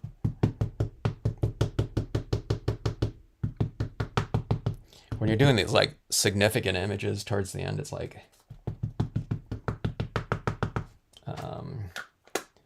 I do, you know, I'm, you know, whatever, human stamper, so I do think, oh, please don't screw up this, like, you know, this like major focal point here, you know, in the scene. I'm gonna have it going off the page a little bit here. I don't drop the stamp. If I did, I'd have to put like a big, huge bush here or something like that to obscure it. All right, let's hold this one down for a little bit longer too, because we don't want this one stamping out, like lifting up, and it's like, okay, that ink didn't transfer yet, so we'll get it to a little bit more of a transfer on there.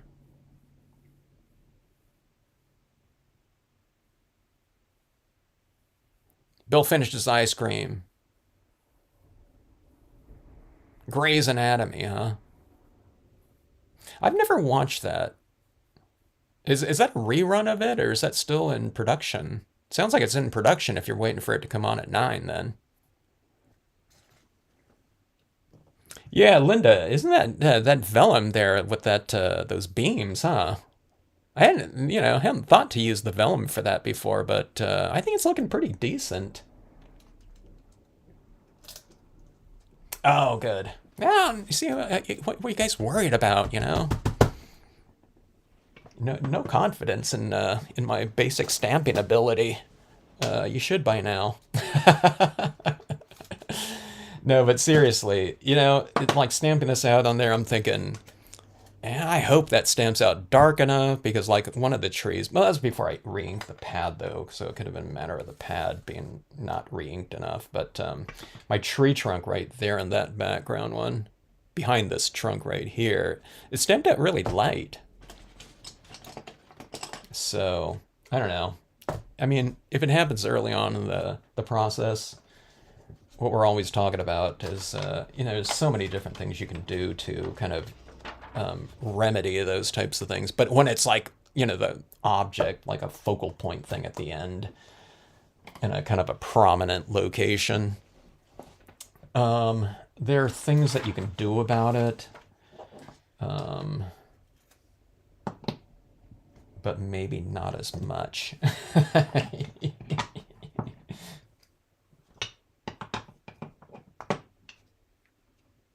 You cover it up, or I don't know. It's like instead we have an 8.5 by 5.5 inch scene. Now we have an 8.5 by 4 inch scene, or something like that. So you just cut off the bottom portion, right? All right, so let's add in. So we have black impressions for our foreground imagery up here. We have our green impressions of the leaves in the background. Remember, they were stamped on the white piece of paper. Now let's try some of this in the top foreground, okay?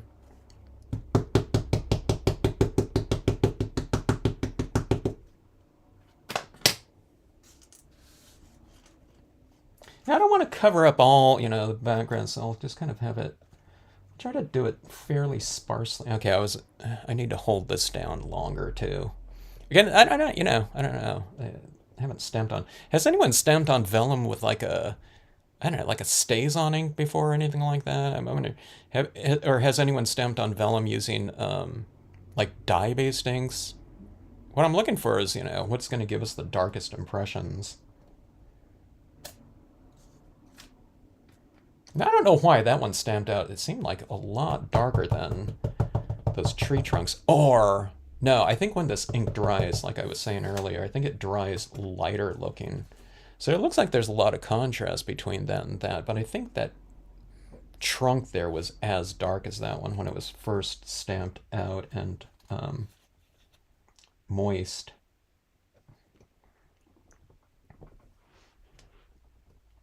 Bill, it's time for that second ice cream. You deserve it.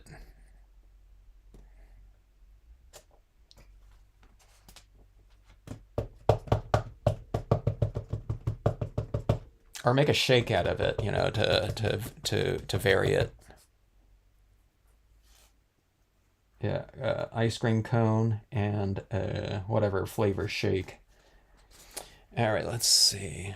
Let's go over here.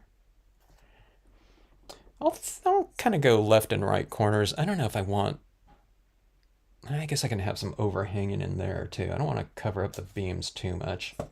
Okay, I don't need to hold this down apparently quite as long as I've been doing. It looks like it's handling it fairly fast in terms of this vellum taking this ink right here. Yeah, that's really dark right there. Let's go right here. See this, how I do this right here? The edges kind of get a little bit more of an overhang. Then as I go up there, it's like less, so that we get more of this kind of oval shape like that. And let's see. And as I said before, when we're doing this type of yeah, whatever, framing or coloring or texturing or whatever, misting, um, we can do that on the bottom as well. It doesn't have to be the same image, but we'll add in some of these reeds here, grasses, just to kind of frame off the lower right and left corners for the most part.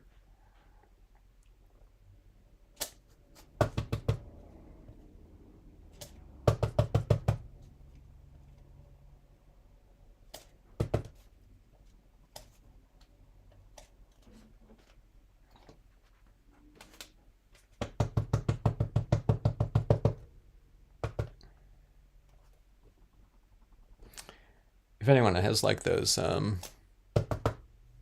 you can achieve something really similar to this too. I mean, it's not going to be, it'll be a little, well, quite a bit different, but the concept and kind of feel of it is the same from the pieces that I've seen from people. And that's where I don't know, you kind of come up with some kind of like framing on your whatever Cricut or something like that, and you cut out like these foreground images, and then you just paste them right over your scene, like that. And those look really cool. Some people have some of those examples up in that Facebook group where they've used. Is it? I don't know. What do they call that? Are those die cuts or I don't know. Whatever they're doing. I don't think it's a die cut if they do it on a Cricut or something like that. But you can come up with those frames or those silhouettes or something like that. You know what I mean? And they're not. You can all be on one piece if you don't want to do the vellum technique. But I don't know. I'd kind of recommend giving it a shot. You can do it much faster. I'll try to come up with some really fast versions like of this scene right here, just where we're really utilizing that kind of that light beamy type of thing, and that type of effect. When I'm doing these first kind of experiments, I typically work a little bit bigger in these larger formats just so I can kind of have more of the beam in here or whatever I'm trying to work on and experiment with. Look at this, I can't even reach in here now because I want to get a little bit more highlighting. But this ink is going to be a little bit wet for a while. But I just want to put a little bit more highlighting on a couple of these areas. And again, I think this should probably look a little bit lighter when it dries. I mean darker. Okay. Look at those tombstones with that lighting on it like that. And we'll put a little bit of the shimmering light right in here, kind of in this illuminated area. I think we've forgotten about, we're kind of abandoning the kind of notion of this as like a bluebill layered kind of forested area, because I don't see that too much anymore. It's just like there's some wildflowers in there with those colors maybe.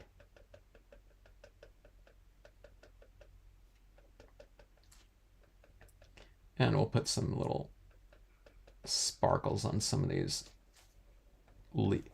leaves, foliage, kind of in the illuminated areas.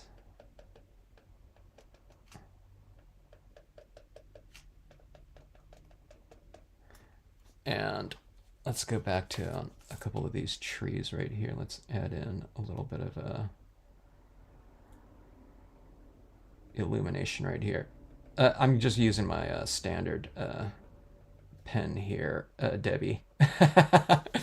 Those final touches on here from just out of familiarity, but I can't wait to kind of experiment more with those pens. So thanks again. They look like awesome. That brush tip one, like getting the gestural kind of wisps on here.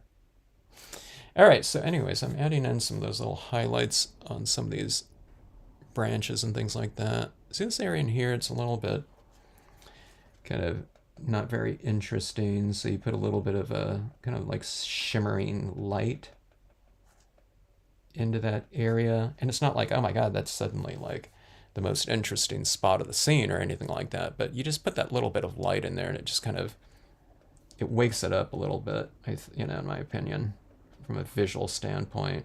It's kind of textural and contrast.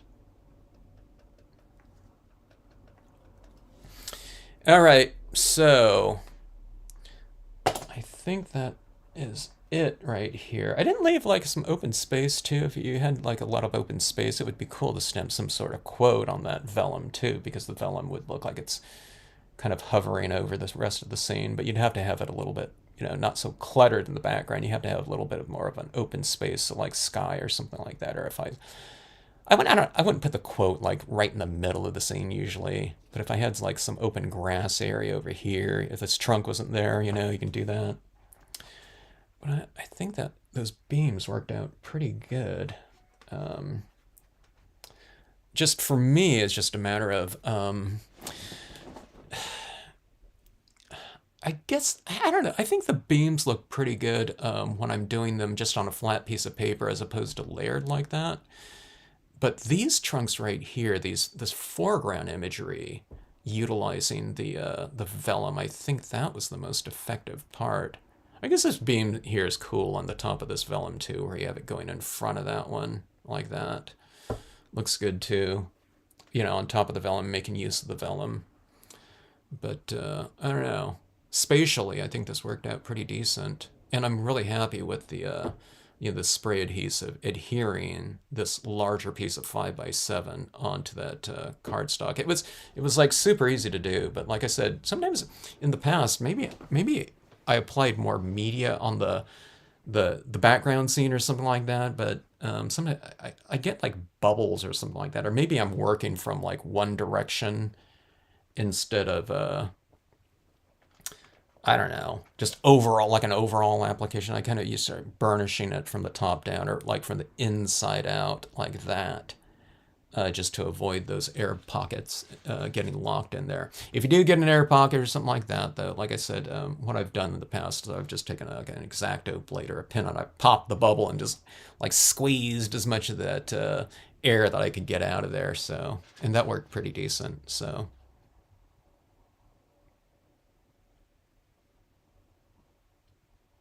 That's the longest running medical drama. Yeah, that's been going on forever, huh? I was asking, there was some show that was kind of a long running show, and I was talking with my wife. I said, "Is that the longest running series ever?" And I said, and then we forgot. I said, "Oh, but wait a minute, aren't there like one or two of those soap operas still going on?" And I think those were. I don't know. We didn't look it up or something like that. We just assumed that was the longest running show. I know whatever those soap operas are still going on. I think there's two of them or something. I stamped on vellum with stays on. Okay, that give you a really dark impression. You might not even remember, Bill, because you can't remember if that's what you tried or not. But yeah, maybe the stays on would be a good idea too. I mean, that would certainly give it a really fast drying time, though. Hello, Froggy Fresh. 14 years for Grey's Anatomy. Wow. Yeah, I've never watched a single episode of that. I certainly heard about it, enough. Glad you like it, Froggy Fresh. Vellum. Yeah. Vellum on there. That vellum I thought worked pretty good. Oh, I wasn't quite sure how much like those foreground images would stand out against that background, but they worked, they stood out pretty well. So on here, the thing is, I didn't stamp too many things on the back of the vellum, okay? The back of the vellum I thought would provide enough of a translucent kind of barrier to make the things that I stamped on the back of the vellum look more distant. But sometimes when I stamp on the back of vellum, it's like I can't even tell if I stamped on the front or the back of it, looking at it from either side, but maybe I need to switch media, like on the back of the vellum you stamp out. If you want something to look more distant, and if it's the same color, like black, maybe you got to stamp on the back of the vellum, without having to blot off or something like that. Like with a dye-based ink, like a thinner ink. And on the front of vellum, you can do like darker imagery or something like that. I don't know. I'll have to, experiment a little bit with that.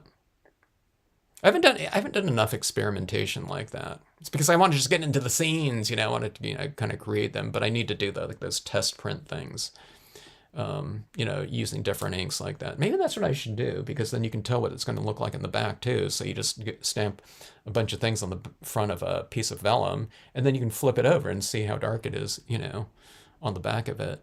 And yeah, I don't know. We'll try something like that. But this vellum stuck better to this piece of cardstock, maybe because cardstock's porous, better than it stuck to the photo print that I did. When was it? Was it last Friday? But see, this is it's real kind of textured like that in there, where the vellum is adhered to the photo print.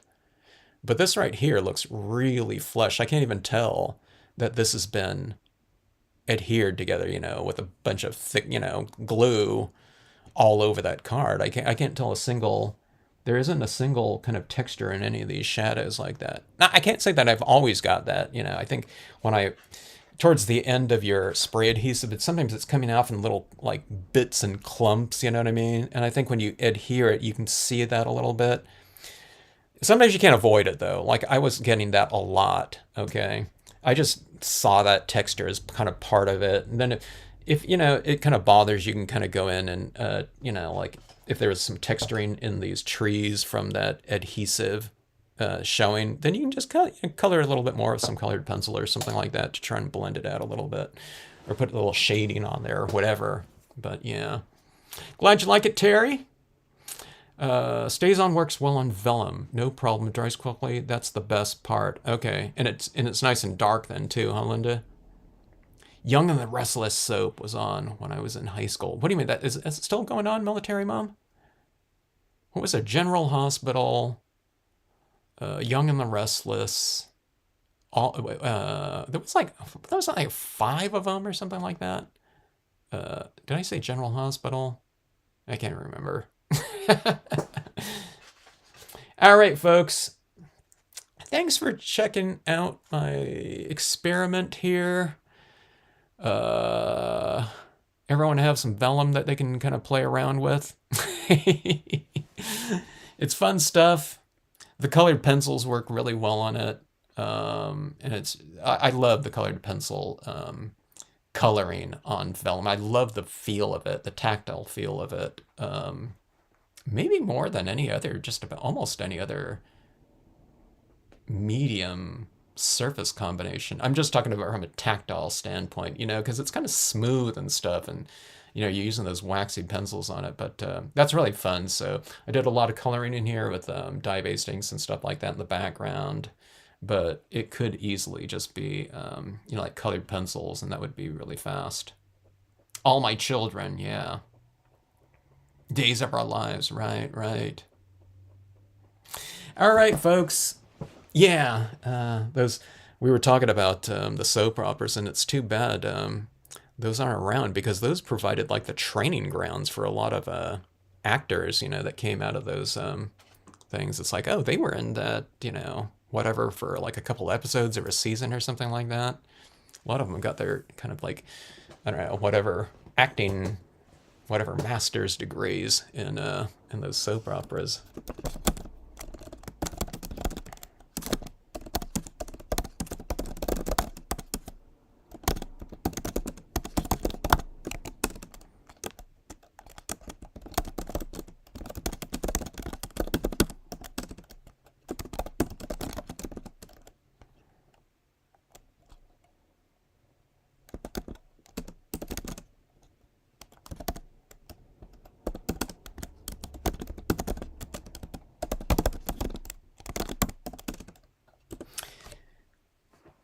Alec Baldwin, yeah. And it was like Denzel Washington was on something, and I don't know, it's just so many of them, huh? All right, Bill. Hope everything goes well with that with your MRI, and have a great watch of Grey's Anatomy. Have another ice cream or whatever. All right, folks. Good night, everyone. Thanks again for checking it out.